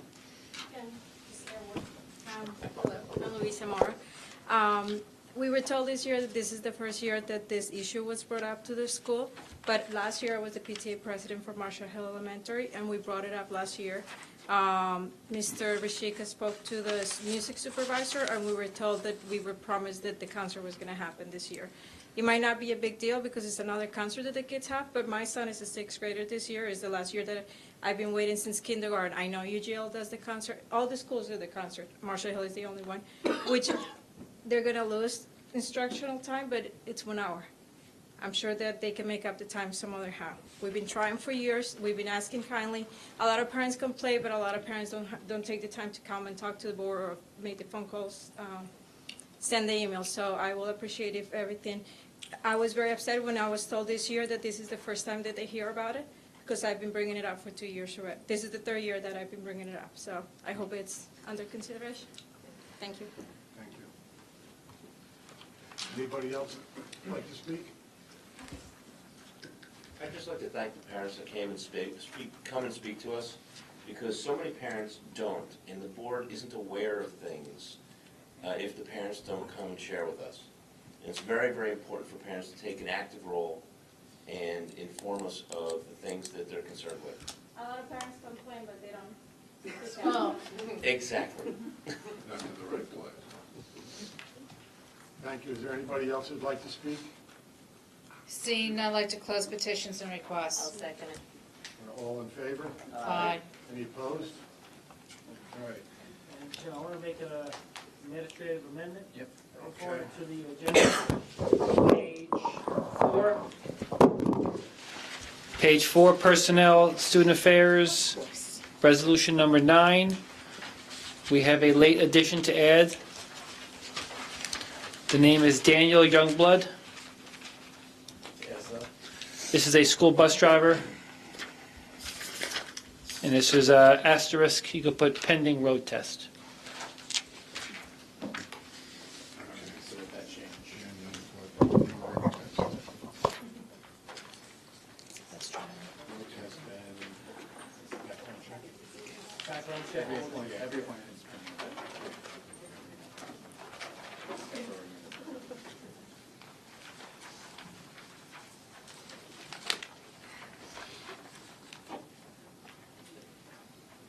Okay. Need a motion to adopt the agenda as presented? I'd like to make a motion to adopt the agenda as presented with the addition to number 9 under student, personnel student affairs. Second. Second. Any discussion on any of the items? For separate vote, or anything like that? No? Wait, I did have something. Item number 16, under personnel. Do you want that as a separate vote, or do you just want to discuss it? Because if you want to discuss it, that has to come after we remove it. Oh, okay. Yeah. So if you just want to have a comment or some other question, then we can wait for a minute. Okay, we'll wait. Okay. Anything else?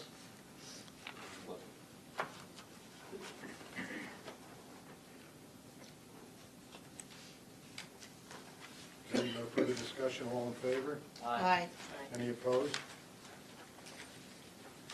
Okay. Mrs. O'Brien, you're up. Yes, I am. Like to Oh, move- wait, before you, sorry. Oh. Except it's not. Oh, you want to do the other thing first? I'd like to postpone executive session till 9:30.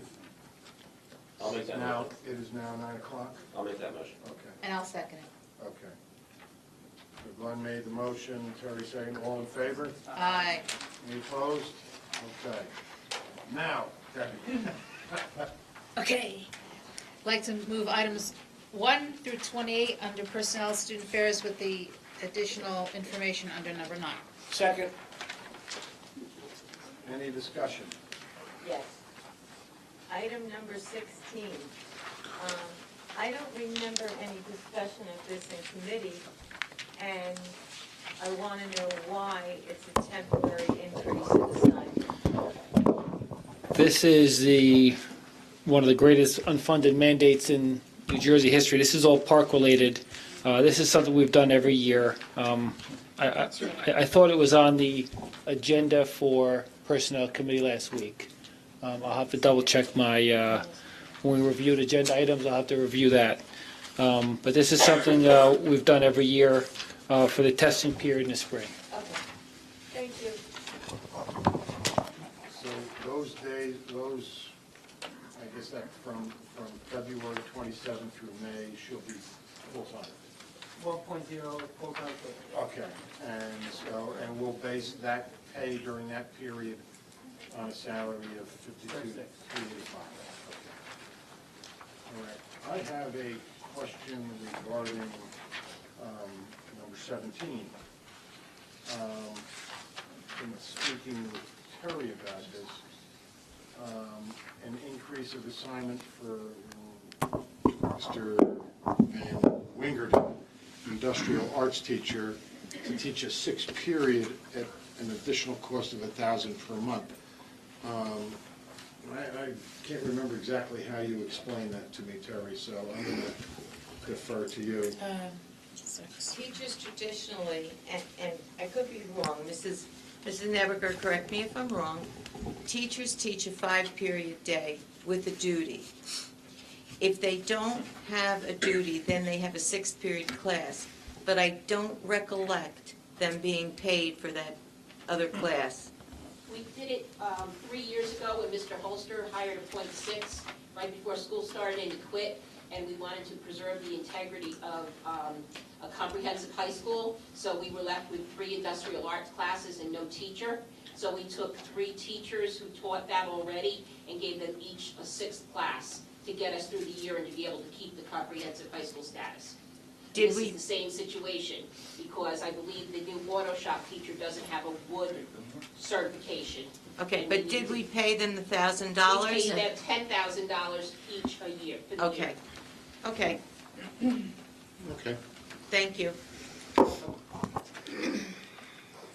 Any other discussion on any of items 1 through 28? Yeah. Go ahead, Glenn. Yeah. Number 8, are any of the substitutes math teachers? I'm gonna ask every time. I'll have to look and get that for you. On number 5, is this person a new hire, or is this a shift from another department? It's a new hire. But replace. Yeah, I understand.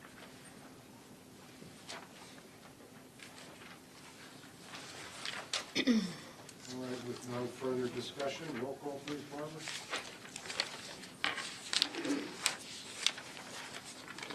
Mr. Bailey? Yes. Ms. O'Brien? Yes. Mr. Huber? Yes. Mr. Seidowitz? Yes. Mr. Drew? Yes.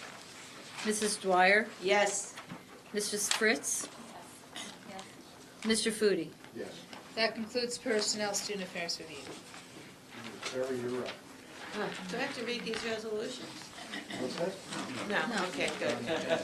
Okay, good, okay. Because Then they're go like this. long, Please don't. they're long. You go blah, blah, blah, blah, blah, Okay, blah, and then I'd you're like done. to move items 1 through 10 on education for approval. Second. Any discussion?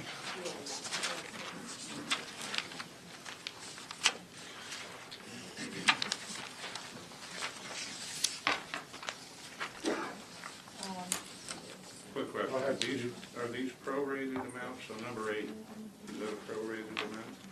Or is that for the full year? It's retroactive, it says. Yeah, but an That's- annual that- proration. Yeah. That's Prorated. for that Prorated. period. Prorated. Right, that is the prorated amount. Thank you, sorry. That's all right. Number 6 and 7, are those related? Yes, those two are related. You can see the tuition remains the same, and then the transportation is really the difference due to just the student changing residence location. Same student ID numbers, though.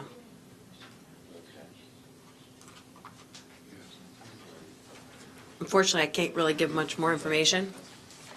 Yeah. On number 5,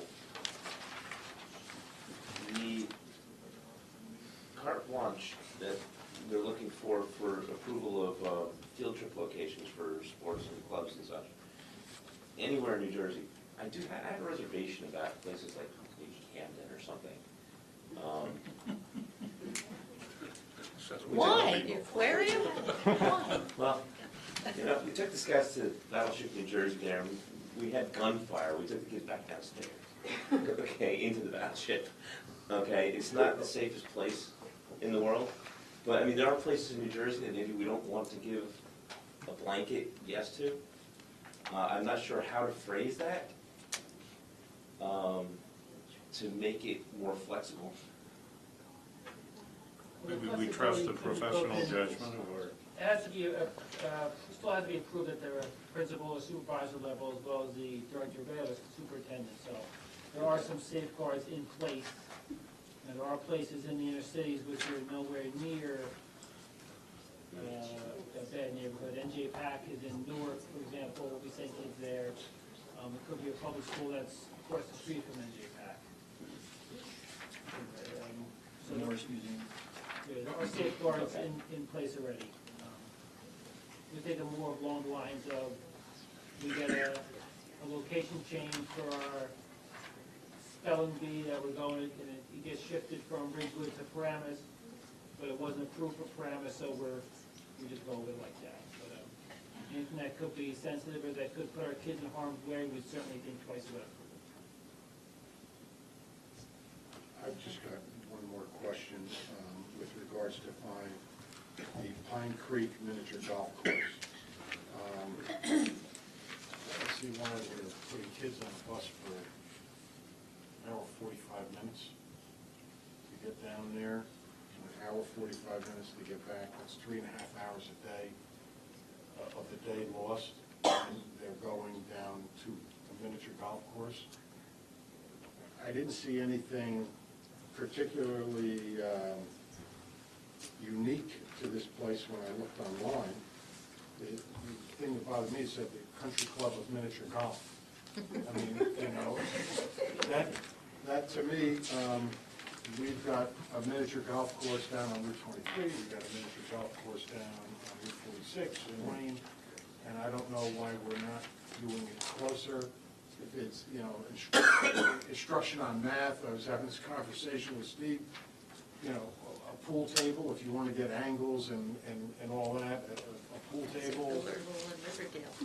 You know, it shows you the same thing, so, you know, and there was nothing on that website that said specifically, you know, oh, great for math, the angles, the way that the place is built, any of that. So I really got a problem with kids losing. I mean, you were talking about 1 hour at an elementary school to lose instructional time, when these kids are gonna lose the whole day going down to a miniature golf course.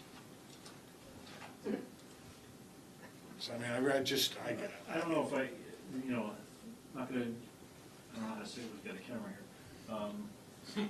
There's miniature golf courses that are closer, that don't give you that country club feel? Miniature golf, Myrtle Beach feeling. Okay. This is and we deal with, especially, I mean, just building with our training today, kids ask, and they're probably every parent in this room, kid, when am I gonna use this in life? This is it. I mean, this is where they're gonna use their life. The guys who design this make pretty good money. And to take our kids in that geometry course and show them, you know, you can do it on a pool table, you can do it on a video game, you can do it on a pool video game, but I think that experiential learning, talking about how boys and girls learn differently, all the training we did today, my opinion, I see it as a worthwhile endeavor. Could we do it closer? Are there other golf courses that are closer? I don't know, to be honest with you, I don't know how the investigative process went for finding a golf course of that level that's open during the time that we need it, how close it is. I'm sure we could, you know, take a look at that. I think it's worthwhile for the kids to see the math that goes into designing physics, I mean, it's just and if you had a discussion, you get the math involved. And we talked about it today, the discussion of, when am I gonna use this? When am I ever gonna need this in life? And I mean, this is a perfect living, breathing example of that, so. That's true. You know, I support it if you want us to take a look at, you know, if we have something at that level that's closer, like I said, I don't know. I know the ones that we have closer, and I don't know if they have all the angles. A lot of them are straight and you go through the windmill, and that's, you know, we're under the bear's legs. That's not giving you the things you get. So that's my opinion on it. The idea is that they're more complicated courses, the structures themselves, so you could really see where the. Go ahead, Debbie. Since I wasn't at the committee meeting last week, who picked out this? Who picked this out? Was that a teacher? I think it was a combination with the teachers of geometry and the math supervisor. Okay, so we're talking about middle school, high school? High school. Just High school. High school. Do you want me to speak? Want Deborah to speak? Okay, thank you. If you want. The course was selected specifically by Dr. Holland, who is a professional miniature golfer, and he also teaches our Intro to College Math, dynamics of college math courses, and pre-calc. We are designing this one field trip. We have 2 field trips in the high school math department all year long. This is the second one. If we talk about time away from instruction, this is only one of 2 field trips, where other content areas have many, many field trips that pull children out of the classroom on a regular basis. We would like to let the children see where the applications are for the angle measures, for the trigonometry that's behind the design of a golf course. This is a professional golf course, and that's why this was selected. Dr. Holland does golf at this course on his private time, and knowing that he knows the sport, we chose this course together because it was the best one to fit the needs of the mathematics behind the golf. It's in Hunterdon County. It's not that far away.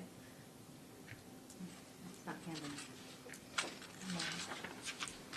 It's not a golf course that has windmills and clouds. It's a golf course that has angles and measures that let us. That's it.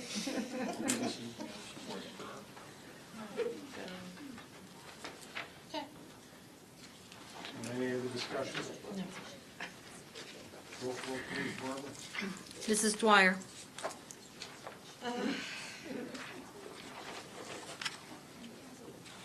Yes. Ms. O'Brien. Yes. Mr. Huber. Yes. Mrs. Fritz. Yes. Mr. Seidowitz. Yes. Mr. Bailey. Yes. Mr. Drew. Yes. Mr. Foodie. Although I don't think that going all the way out to Amwell, I'll say yes. This is something we can evaluate after we get back to the field trip to see if it's worth our while or not. Can we get a kid with a GoPro? Experience. Mr. Drew, Budget and Finance, please, sir. Don't we have more education? No, that's. Yeah, sorry, all That's- right. Afterwards. All right. Missed that. Bear with me a second. I would like to move items 1 through 10. Second. Discussion. Will? Number 6, regarding additional testing for Hillcrest. I'd rather see Hillcrest done. I'm going to vote no on that. I want it to be a under-the-rug operation. It just not put a penny into it. Unless convinced otherwise, but at this point, I'm not convinced about the building. Number 7, I will be voting yes for because of the time constraints that were provided by land and council suggesting that we are down to the wire with this project that for over 2 decades has been there looming. So I hope that there are others on the board that are for taking that recommendation of the superintendent and allowing the professional to to at least put us in a place where the state won't be riding on our backs. That's all. I agree with Mr. Seidowitz that I think the best plan for Hillcrest is to just make it go away, sell it, and don't invest anything in it. I would have to agree with you, Will. Mr. Gurley. Seidowitz, tremendous idea. I'll be following your roadmap on this. I totally agree. The Hillcrest building, and to a lesser degree our other favorite place, we've been discussing forever here, and it's time to move on, in my opinion. So, Can I make a unless, comment? Proven otherwise or persuaded otherwise, I think it's time to move in another direction. Yes, ma'am? Fisher Cupdate. This resolution specifically, the board had approved environmental sampling at Hillcrest, I believe in December, and the amount was for $6,770. What happened, and I thought I tried to cover it in my minutes from the Budget and Finance meeting, the sampling required different testing because the building was built at different times over 3 different periods. And when the proposal initially went out, I guess the law wasn't as apparent to the architects as it was to the specialist. So once the specialists got into the building, they realized that according to the AHIRA regulations, certain areas needed to have additional samples taken, and certain samples needed to be tested until they, unless they came up clean. So this resolution is just for the additional expense because they ended up spending additional time in the building under the requirements of AHIRA. Go ahead, Greg. Question for the BA. So are you saying in essence this is, I hesitate to use the term, change order to provide payment for work that's already been completed? Or could I vote no, and in theory, could this number 6 be voted down? Would that pose a problem for you and for a vendor who's already completed their work? Right, exactly. Never mind, I changed my He was mind. compliant Thank you. with the law. Okay, got it. Thank you. Yeah. Am I wrong in thinking that we had a contract with a vendor to provide the testing, and he came back and said, oh, no, it's going to be $4,000 more? What happened was, when they got into the building, he realized that because of the different laws that were involved, he had to do additional sampling. He couldn't have provided you with an accurate assessment if he didn't do the sampling. It wouldn't have been accurate if he didn't do what he needed to do according to the law. What I saw in the committee report, though, it was because the Hillcrest was built in 3 different time periods. Right. They did go do a walkthrough of the building before they gave us their bid, right? Yes, So but they made a contract. I say we hold them to the contract. I've seen the contract, I couldn't say.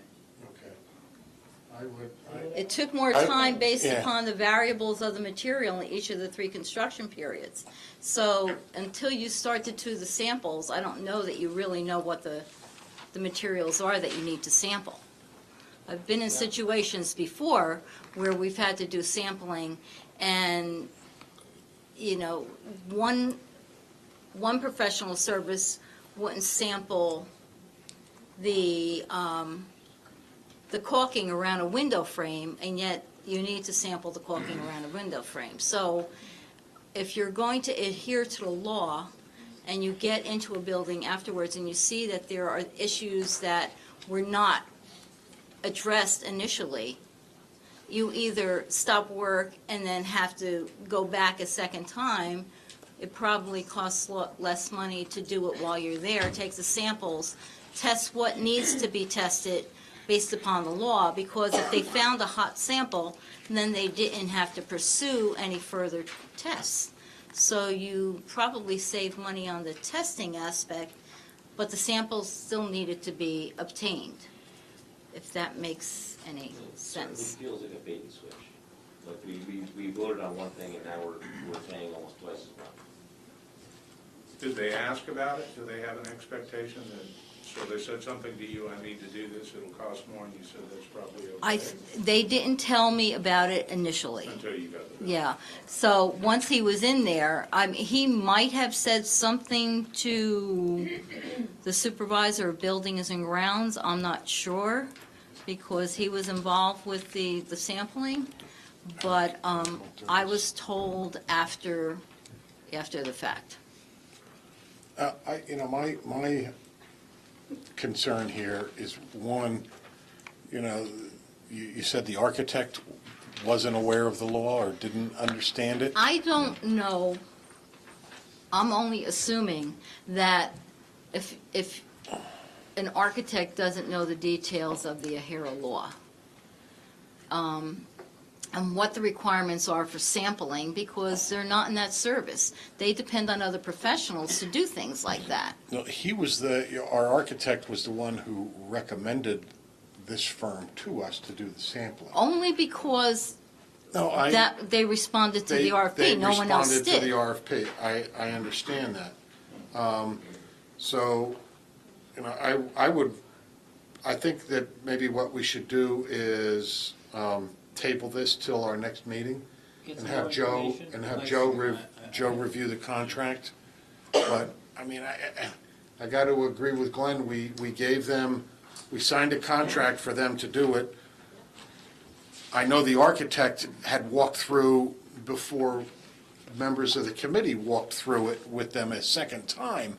So they were fully aware when we were walking through that there were different time periods that the building was built. So I don't know that I don't know that they were aware of all of the substances that needed to be sampled, all of the different materials in that building. That's their profession, they should know that.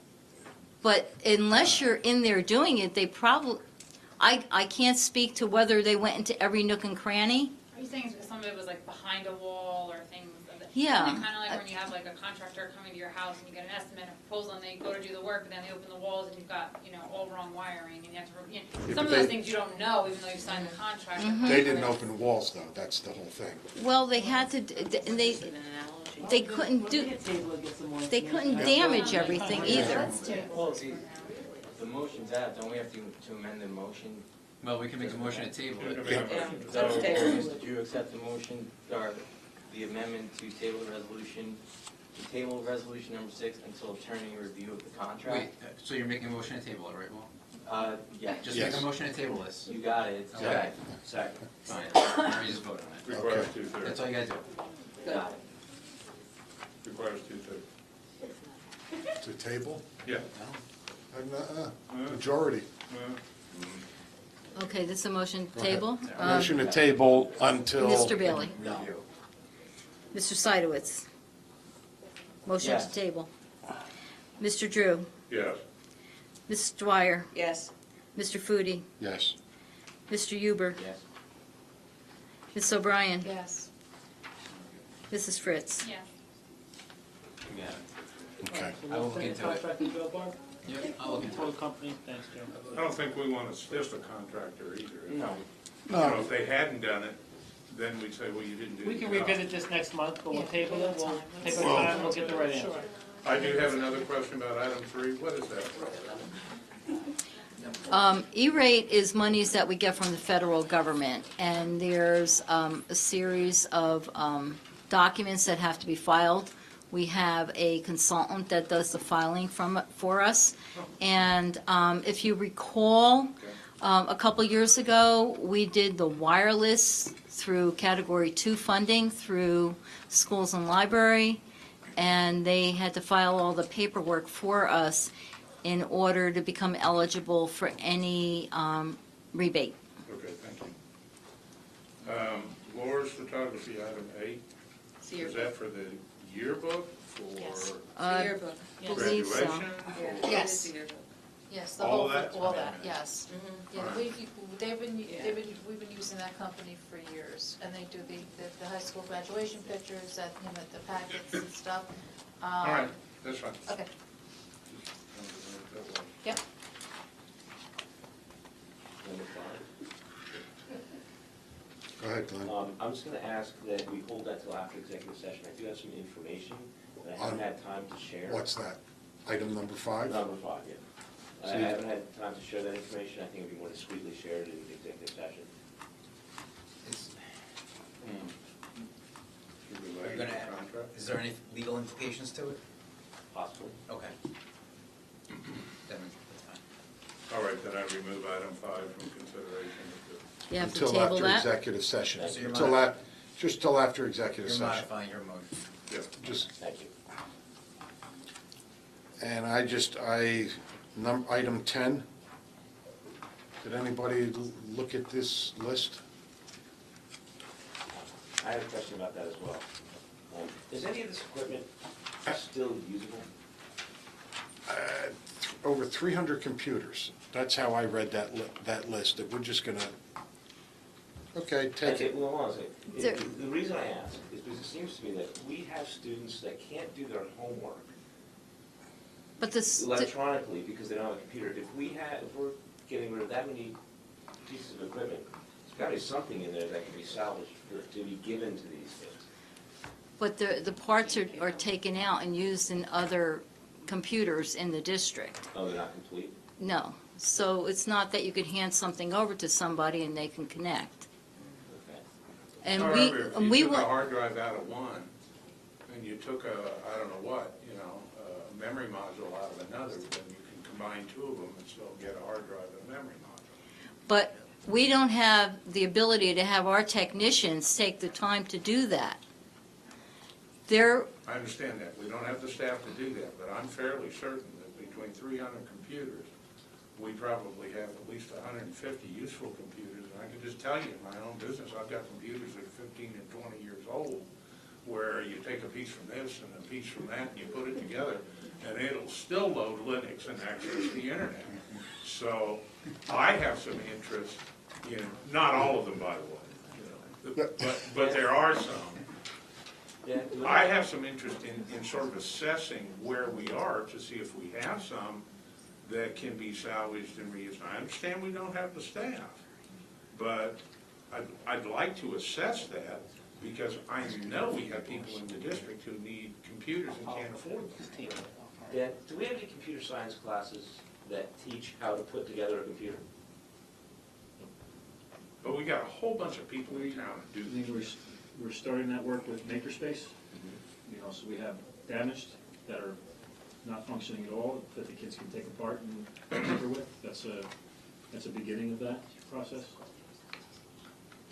But as far as a course that is teaching them the physical, PCI slots and all that kind of, that's not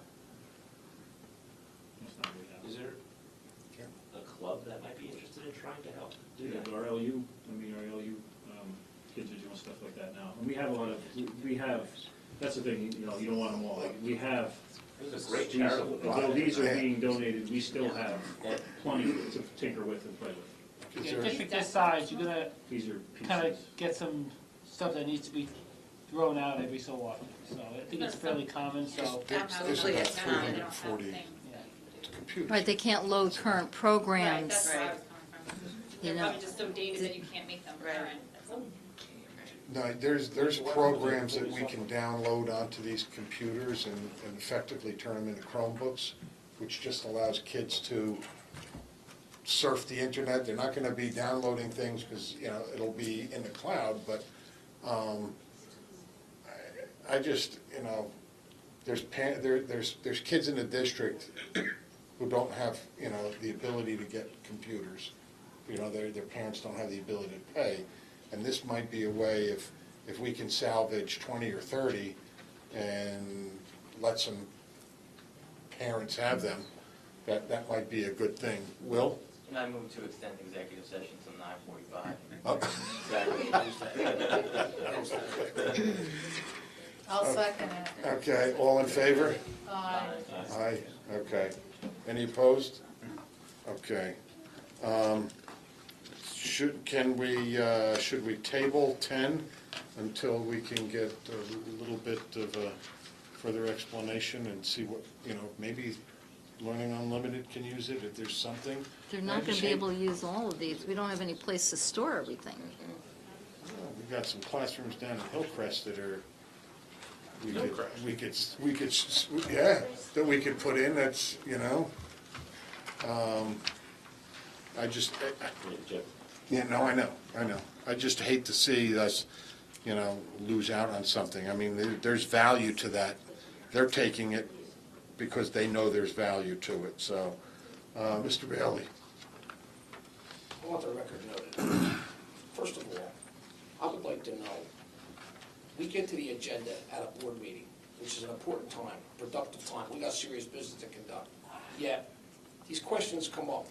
So I wonder what's going on at the committee setting where a lot of this stuff is vetted and discussed. Well, I'll tell you where it is, Greg. I'm None not of done this yet, was sir. proposed. I'm None not of this done yet, sir. was I'm not proposed. done yet. May I have the floor? None of this was given to May I us, have the Greg. floor? Now you can have the floor, but none of this was given to I'm us. gonna rewind. I want the record noted. I don't understand why, at this important productive time of conducting our business, these items are picked apart ad nauseum, one at a time. That's number one. Number two, I might be wrong about this, but I don't think so. When we get an agenda item such as this, I would think this has been carefully thought out, carefully planned, run by our techie people, run by our BA, etc. So I would think something like this is the final stop. Yet when it arrives here, as a board, we're compelled to weigh in with all different ideas and opinions, which are well respected and I hope well thought out. But I think night in, night out, we miss the boat on what we're trying to do here, which is to conduct the business of the school system. Is that correct, or am I missing something?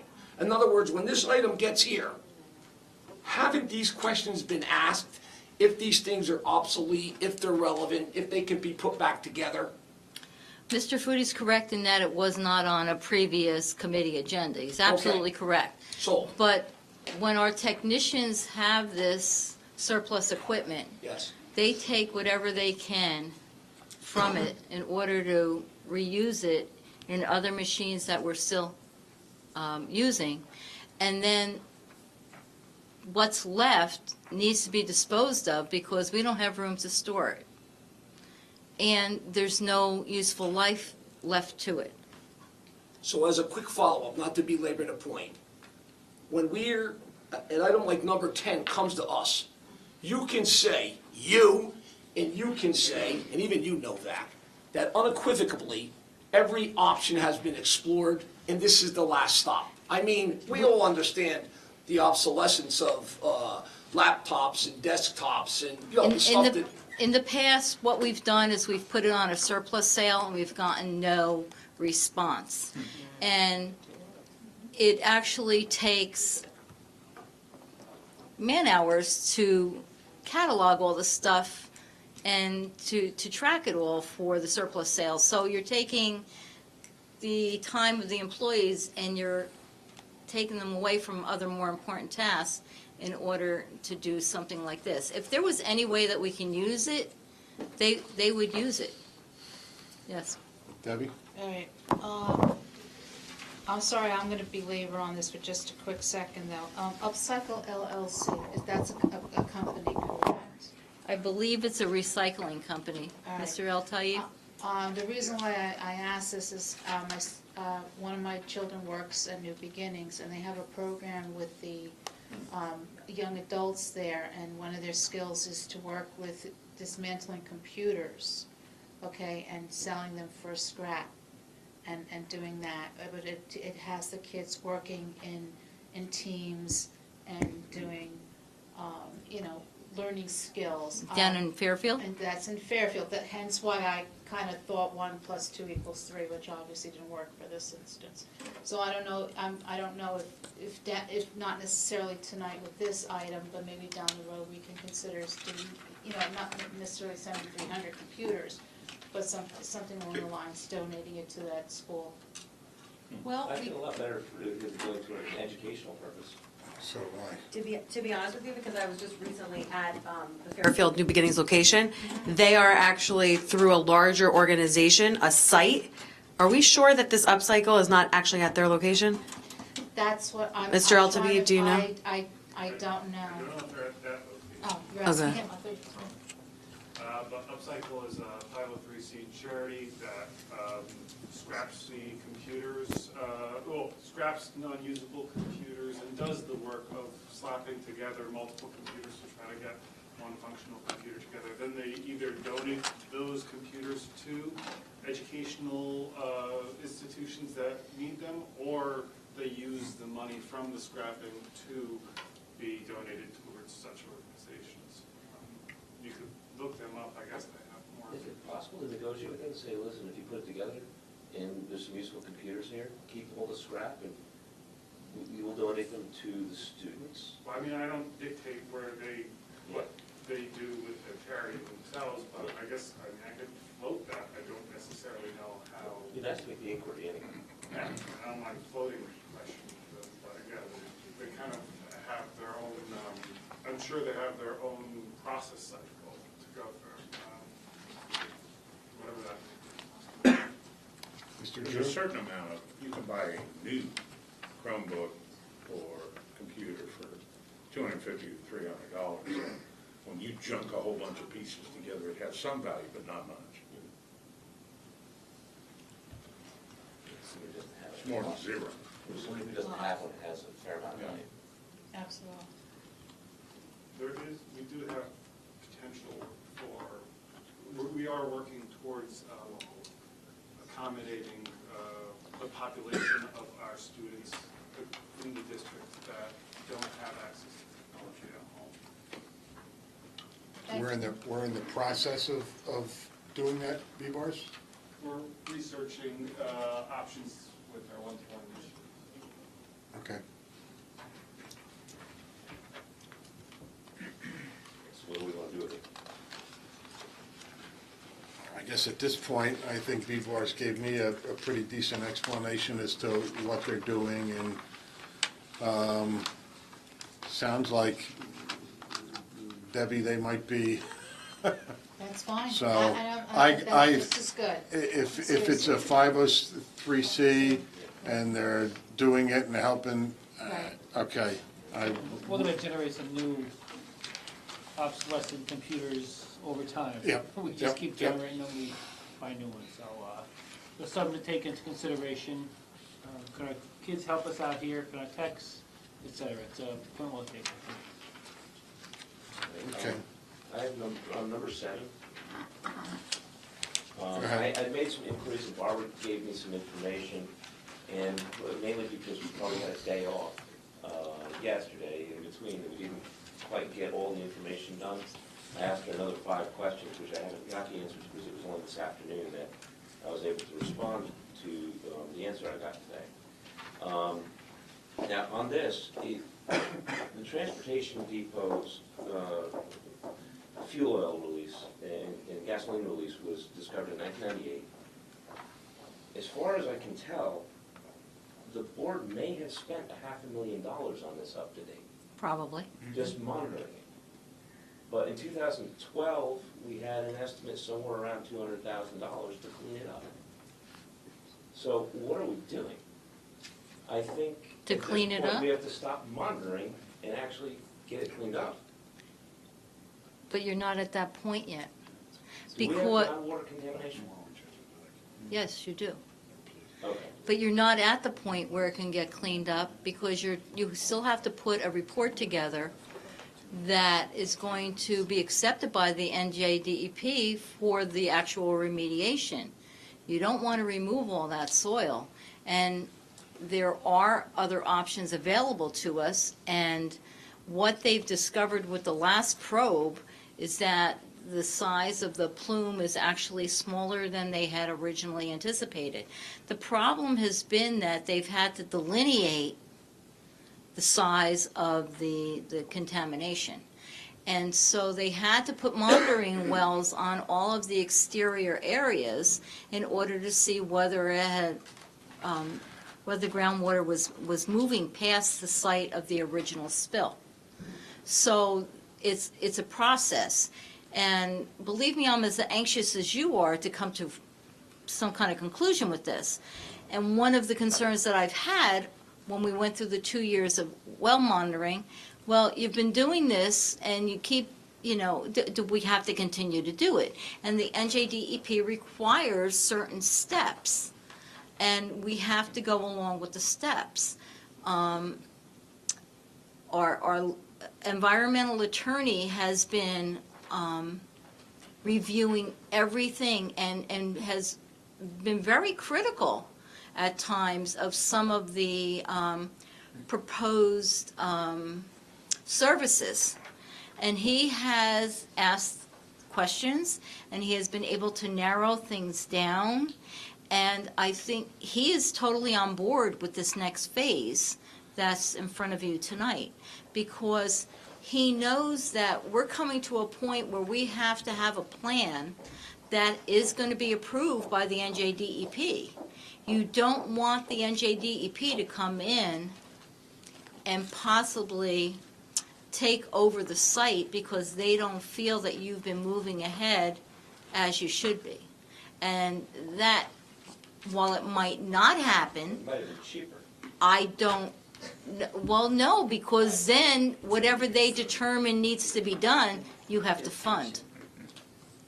It's not that, it's not that the NJDP is going to come in and they're going to have a Superfund site cleanup and you're not going to have to be responsible. I know this partly predates you, but I mean. Very much we're so. over taxpayers Way paying for predates Barbara. $500,000 for nothing at this point. We have nothing to show for Well, that's $500,000 not exactly true, because they do have all the reports that have been submitted to the NJDEP. We had a May 7th, 2014 deadline in order to do some kind of investigation that was going to be accepted by the NJDEP. And we met that compliance date. And now we're in this next phase of compliance. Right, but we paid $230,000 roughly, according to an article, through land associates with these subcontractors and so on and so forth. At the same time, as 2 years after, we had an estimate to do the entire cleanup of less than that. I don't recall ever getting an estimate to do the cleanup, only because there was no plan in place. Barbara, we got that in 2000, I want to say February 2011. And that was right around the time. That wasn't from land. That was from the other company. That was from Water Resources, who absolutely did not do any delineation. They had absolutely nothing mapped out. And you can pretty much say that because they didn't comply with the requirements of the NJDEP at that time, I think that's the reason why we ended up, and and all of the regulations were changed because they were not LSRPs. And once the regulations changed and we needed an LSRP, we had to go to a company and we had to jump through hoops because it's their certificate on the line. It's not just something that we can do willy-nilly. And so we've had to go under the direction of the LSRP because that's what the Environmental Protection Agency says. When did those regulations 209. go into effect? EPA or DEP? DEP. EPA is federal, DEP is state. DEP. See, I touch on this in my practice. I deal with properties that have issues like this. Mhm. And this does not look like it. Okay, I've checked with people who are much more knowledgeable than I am, and they don't seem to think a 3D analysis is necessary. Well, And so I'm going to have to vote no on this because I think we're throwing good money after bad instead of spending it on cleaning it up. well, I think that with the $14,000, you're going to be that much closer to determining how you can clean it up. And quite honestly, correct me if I'm wrong, I'm ready to jump. correct me if I'm wrong, you may never clean it up. I think that was one of the things that was stated. No matter You what- may never clean it up. No matter what, you're gonna still have to get the soil, contaminated soil out of there. Not necessarily. No, we have to comply. No. We have to end up complying at the end. It's all a compliance And issue. with less than 5 years of a time frame, if we don't, then the state provides us with the solution of pumping at $1 million, and there is almost no guarantee of that even coming close to doing it. So if we don't spend it now, we will have to spend it later. We will have to spend at least $1 million, Well, the probably sooner, more. the sooner you get the contaminated soil out, the sooner you know that it's not going to spread and get worse. Well, the model you know- that, means nothing to us, but a lot to the professional, is coming up with depths of where this plume is spreading. So if you have a plume that's 10 foot, you're not gonna try treating something 20 feet into the ground. So this is really coming up with the model to incorporate the next phase of the program, which is a biological treatment. And then after the biological treatment, it's the continuing monitoring of the wells. So at that point, if we fulfill all that, land gives us the stamp to say that, we gave it our old college effort, that's it. And instead of spending $1 million, we'll end up spending $500,000. But either way, when I went to the presentation, it seemed like this is as close to a solution as we'll ever get to this problem.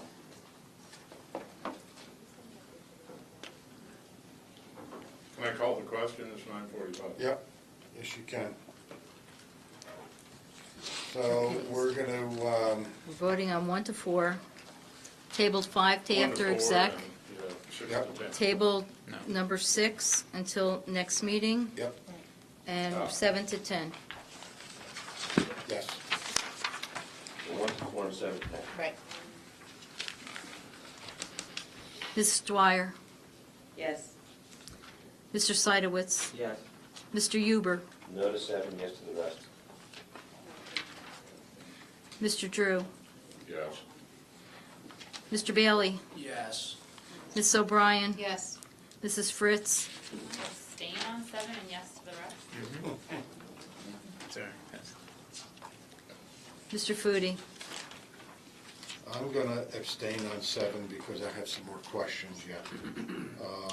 And yes on everything else.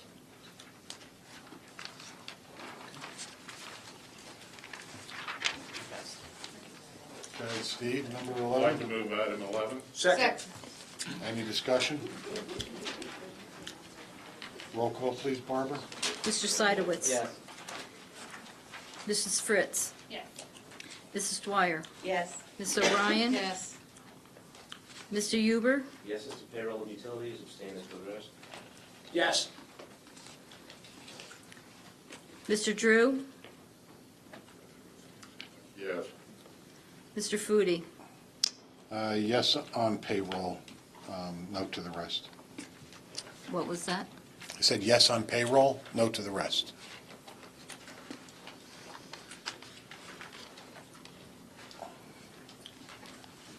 Mr. Drew, number 12. I'd like to move item number 12, please, transfer of funds. Second. Thank you, Debbie. Discussion? I just have one question, Barbara. You seem to be moving a lot from our regular to our sub-list on the transfers. Any reason why? I mean, is it just, did Well- we have a mass sick out or something? Or, I mean, it Well, just, we've had a lot more long-term subs up to this point in the school year. The other issue is, and you'll recall this discussion comes up during budget presentation, sometimes what you do is I can't possibly budget $300,000 in the sub-account because you're literally taking money away from other areas of the budget. And so at this point in the school year, when you can see how your budget is working out, you know areas that you can take where you're not going to spend everything that you budgeted in order to support your substitutes. We have no control over the number of people that go out on leaves of absences and maternity leaves. So rather than restrict your money in your sub-accounts that you may not need, it's easier to budget in another area and then see where you have money left over and transfer it. Okay. Any other discussion? Seeing none, roll call, please, Barbara? Mrs. O'Brien? Yes. Mr. Bailey? Yes. Mrs. Dwyer? Yes. Mr. Seidowitz? Yes. Mr. Huber? Abstain. Mrs. Fritz? Yes. Mr. Drew? Yes. Mr. Foodie?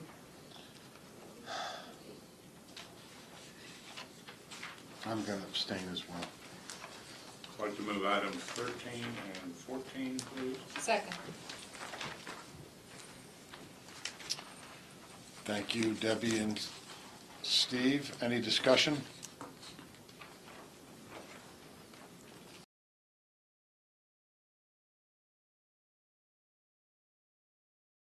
Mrs. O'Brien? Yes. Mr. Seidowitz? Yes.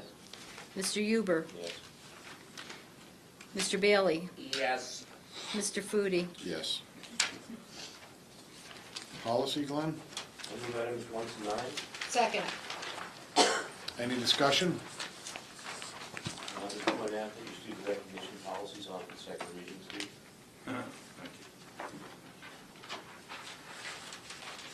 Any other discussion? Roll call, please, Barbara? On the same Will? point of student recognition. Sorry, Will. Mr. Drew, Mr. Huber, that's awesome. Thank you. Sorry Read about that, Will. That's okay. Okay, roll call, Barbara? Mr. Huber? Yes. Mrs. Dwyer? Yes. Mr. Seidowitz? Yes. Mrs. O'Brien? Yes. Mr. Drew? Yes. Mrs. Fritz? Abstain. Mr. Bailey? Yes. Mr. Foodie? Yes. Special committees and liaison reports. Will, Parks and Recreation? I did not attend the most recent Parks and Recreation meeting. I reached out to Mr. Roatman, and I'll report back next meeting, and I'll attend the next meeting. Okay. And That's it? that's it for that report. Safety, there is no report at this time. There's a meeting coming up. There will be a report the next meeting. Terry, Superintendent's Roundtable? Yes, we have a meeting on Thursday, and I'll report at the next meeting about that. Okay. Mrs. O'Brien, State County School Board. Excuse me. There's a joint meeting with the Bergen County School Board Association on Thursday, March 30th at Magino's in Hackensack. That sounds even better. So register, come and have fun, and that's about it. Will, New Jersey School Boards. And most importantly, for Mrs. Fritz, from March 10th to 12th is Governance 1, which is a mandatory training, and that's at Princeton at the Chauncey Conference Center. For the veterans, on May 3rd, 11th, and 15th, they are NJSBA is offering Governance 2, 3, and 4.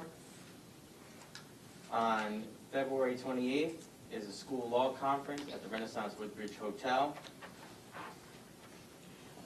March 2nd is the NJSBA Technology Conference at the Conference Center at Mercer. On the 4th of March is iSTEAM U.S. Army Career Day at Fort Dix. I think I would try to go to that one. And on the 18th and 31st of March is Analyzing and Constructing Salary Guards, offered by the New Jersey Manufacturers Insurance Group in West Trenton. Almost done. April 7th, there's a school PR forum offered by the New Jersey Manufacturers Insurance Group in West Trenton. And lastly, on May 24th is a sustainability conference at the Conference Center at Mercer in West Windsor. And that is my report. Okay, Mr. Drew, legislative and technology oversight. We discussed technology, and the bigger issue we'll have to decide some point in this year is about one-to-one. On the legislating, I haven't seen anything that sticks out to me as being likely, but do you know of anything in particular, any action that's been taken in the last month? Well, the most important thing facing all of us is next Thursday's state aid numbers. We'll get those, and we don't know if the legislature is going to do anything with the formula. Other than that, I think that's not everybody sitting on the edge of their seat at this point. I would be really surprised if they changed the cabinet. But who knows? I don't know. I don't know. Okay, Mrs. O'Brien, West Milford Education Foundation. We're having a meeting on Tuesday, the 28th of February at 7:15 p.m. at the high school. I'll have a report next month. I got nothing to report with the joint committee for the Township Council and Board of Ed. And Mr. Huber. There's a CASA committee, Community Against Substance Abuse meeting on February 13th. They welcomed the new paid director, Rebecca Stump. She's a nurse, and she's getting her feet wet at this point. And there was discussion at the meeting with the mixing of fentanyl into other drugs, which is extremely dangerous. They're having a community awareness dinner on Saturday, March 11th from 6:30 to 8:30 at the rec center. And people can go to the CASA committee website and sign up for that. It's for parents. It'll have a parental level of information given, and it will help parents recognize problems, find things that are hidden, things like that. I recommend it very highly for anybody who wants to be aware of these things to protect their children. And on April 7th, they're having their annual semi-formal, which is open to middle schoolers, and that's also going to be at the rec center this year. Okay. Thank you, Glenn. Old business. Oh, go ahead, Steve. China just agreed to stop producing fentanyl. They are the world's primary producer of that. That's major. Nobody expected that. So I think fentanyl is something that has been put in the drugs, and it's caused a lot of deaths in the United States. So it appears that the world's source of fentanyl is about to disappear. That's great. Okay. Old business. Anything under old business? See, none like to close old business. Okay. Second. All in favor? Aye. Any opposed? Okay, new business. Anything under new business? Glenn? I'd like to make a motion to create a position for and hire a human resources director for the district. Got a second? Second. Well, you can make a motion to create a position. You can't make a motion to hire until there's a candidate. Yeah, So- yeah. Well, You know, all right. To seek a candidate. All right. So you're making a motion That's to what I- create the position then? Create the position and seek a Okay. candidate. For what year, Glenn? What's that? For what school year? As soon as possible. I guess starting for next year's. Well, it's not a teaching position. I think as soon as possible there's a lot to do. Well, I think, Alex. It was not budgeted for 16, 17. Oh, I see what you're saying. Yeah, Budgeted for yeah, this year. yeah, it wasn't, so it would have to be for next year. Okay, right. Now, you'd also need to come up with a job description. Job description and, yep, yep. Actually, I've got a couple already I can fill up if it goes through. Let's just create a position. Steve, you made the second? Okay. Discussion? I just have something to say.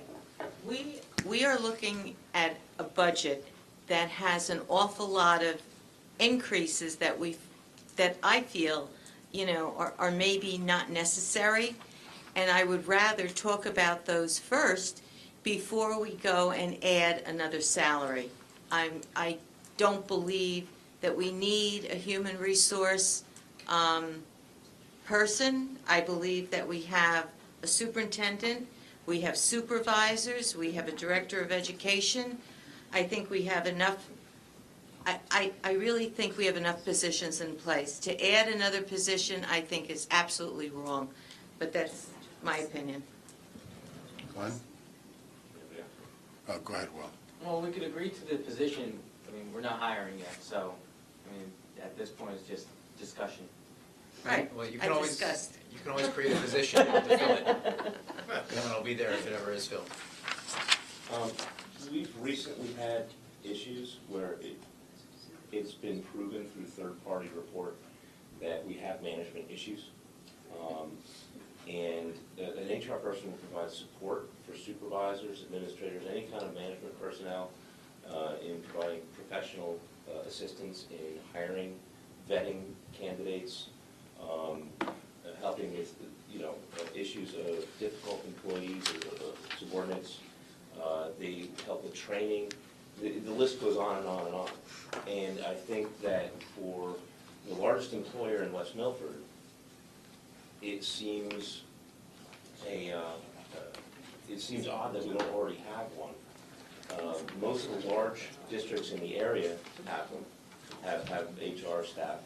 PCTI has 5. Wayne, I know, has at least 1. I think more than 1, but I'm not sure. But I know they have at least 1. So it's one of those things where it helps in managing the employees. It also protects the employees, so that because they have then somebody to go to that's a neutral to help work things out. In interviews, Dr. Anamone even said it was something that a district our size should have. Possibly. No, he said yes, we should have it. That was part of the interview. Who handles those things now? Is it across multiple jobs now, mostly? Or Mostly all on you, or? It's bottlenecks, it comes through my office, but with the assistance of director, supervisors, principals, secretarial staff, but it all comes through my office. The personnel recommendations come through my office to the board. It would still go through your office. Yeah. It still would, but it would just be another person to help out. It would be one person versus 7 or 8 people that are now doing it, and it would free up Dan to do what he needs to do, free up Liz that needs what she needs to do, and so on and so forth down the line. So I think that creating the position would bring about some good discussions. We don't necessarily have to fill it, but I think creating the position might not be a bad thing.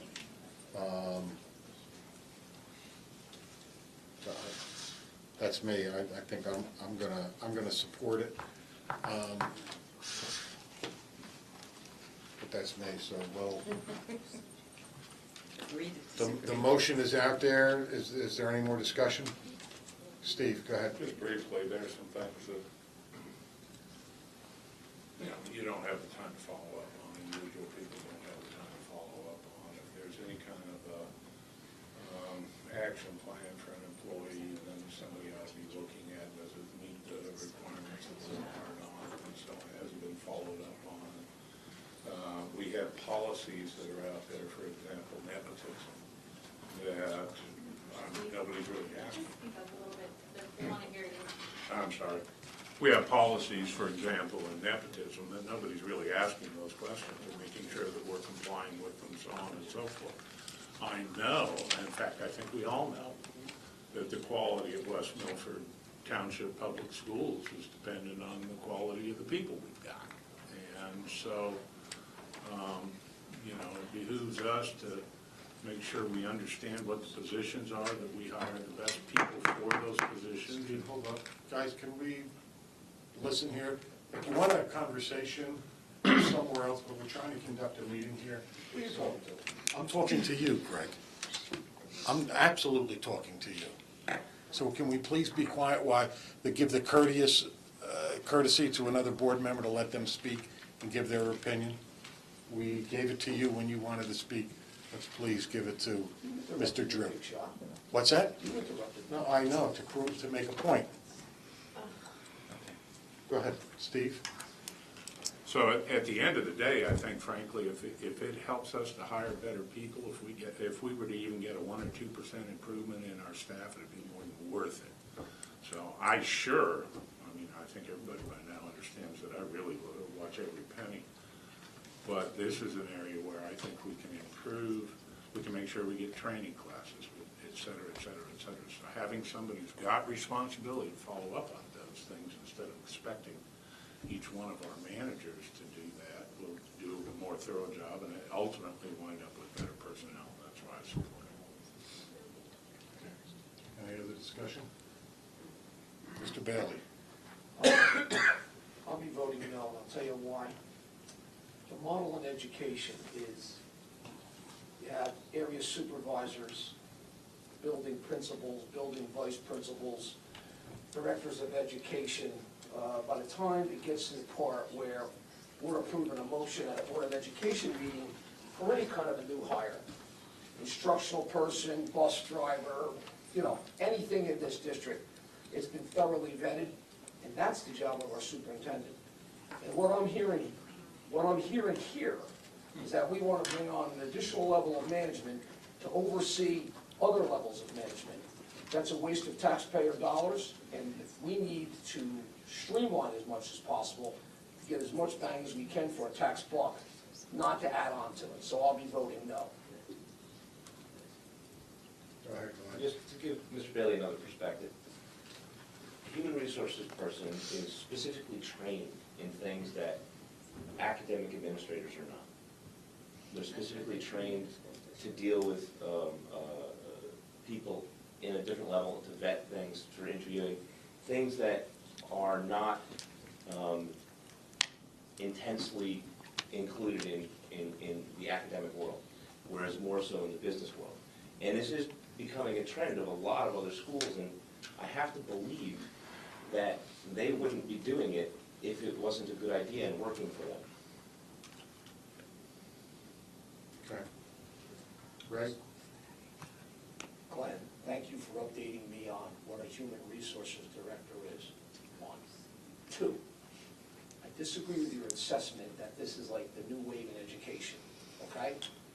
I'm not so sure of any neighboring district that I know of in this immediate area that has such a thing.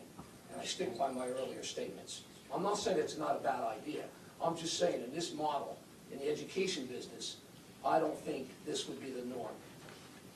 I might be proven wrong, and this person might be, very qualified and really provide a benefit to our district. But my message is that I have full faith in the existing system as it exists today, and that every person who's hired in this district is properly vetted, interviewed, thought about, to me, what's going on here now through our superintendent's office and those under him is more than satisfactory. So don't hit me with those blanket statements that this is the new wave in education, because I've not read about it, I don't know about it. I'm going to call a question. So this is to create the position of a human resources manager. Barbara, can you do a roll call, please? Mr. Bailey? No. Mr. Seidowitz? Yes. Mr. Drew?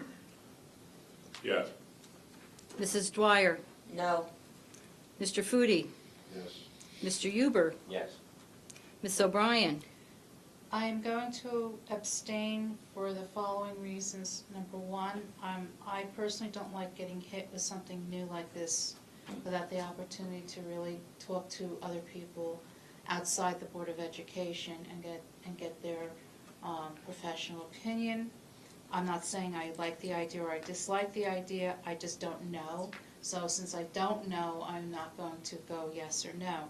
Number two, and Mrs. Dwyer brought it up, we're looking at the budget for 17-18. I would really not like to overextend our budget any more than absolutely necessary. Mrs. Fritz? I I agree, I'm gonna abstain. I don't think we have enough information to decide whether it's really necessary at this point.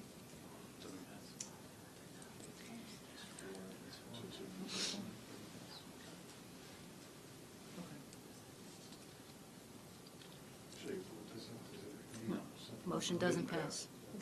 Motion doesn't pass.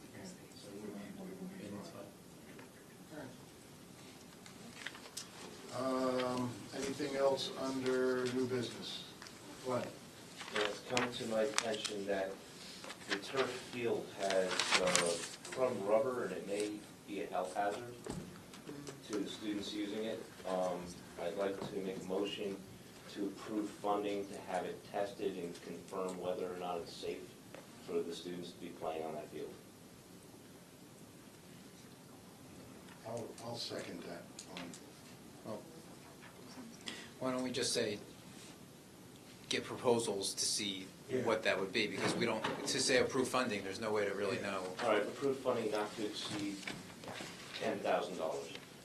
We need to have it done, we need to have it done before the sports season starts. Right, so I think the better, I think the better way to word that is to direct the business administrator to put out a request for proposals for that. Yeah. And then it would be on the agenda as soon as they come in, that can be done, you know. All right, fine, we'll change the motion to say that. Okay. Yeah, I second. Any other discussion? Roll call, please, Marvin. Mr. Bailey? No. Mr. Seidowitz? Yes. Mr. Drew? You can come back to me, please. Mrs. Dwyer?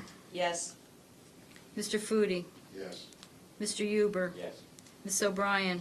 I'm going to abstain once again. For the Miss- same reason. Mrs. Fritz? Yes. Okay. Mr. Drew? Abstain.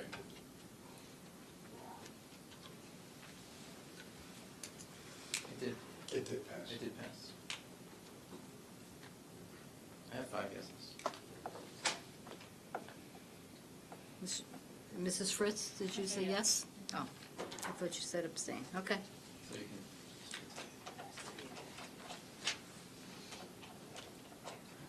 Anything else under new business? Seeing none, I'd like to close new business. Second. all in favor? Aye. Any opposed? Okay, petitions and requests. Well, why don't we, was that 10? Why don't we just say that there's no? Yeah, petitioners who have requested to speak prior to the meeting will be first for 5 minutes. For each petitioner for a period of 30 minutes, and at time permitting other petitioners' requests limited to 5 minutes per petitioner will be allowed until the 30-minute period transpires. All speakers are asked to give their full name, spell their last name, provide their address. Speakers may not use the names of students during petitions and requests. Anybody like to speak? Seeing none, I'd like to close petitions and requests. Second. All in favor? Aye. Any opposed? Glenn, executive session resolution, please. We'll move. At 10:15, we go into executive session for the purpose of discussing personnel, HIVs, and matters of attorney-client privilege. Thank you, Will. All in favor? Aye. Any opposed? And we will be doing Action. some action afterwards. I may not be staying. Leaving at 1:16.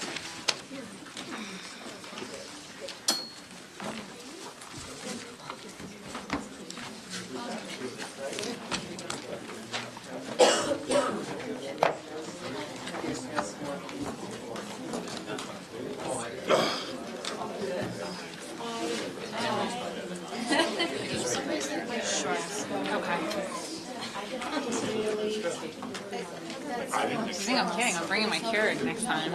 I'd be on like my 3rd cup by now. It's gonna be a long day tomorrow. You back? Yeah, me too. What? Take good turmeric.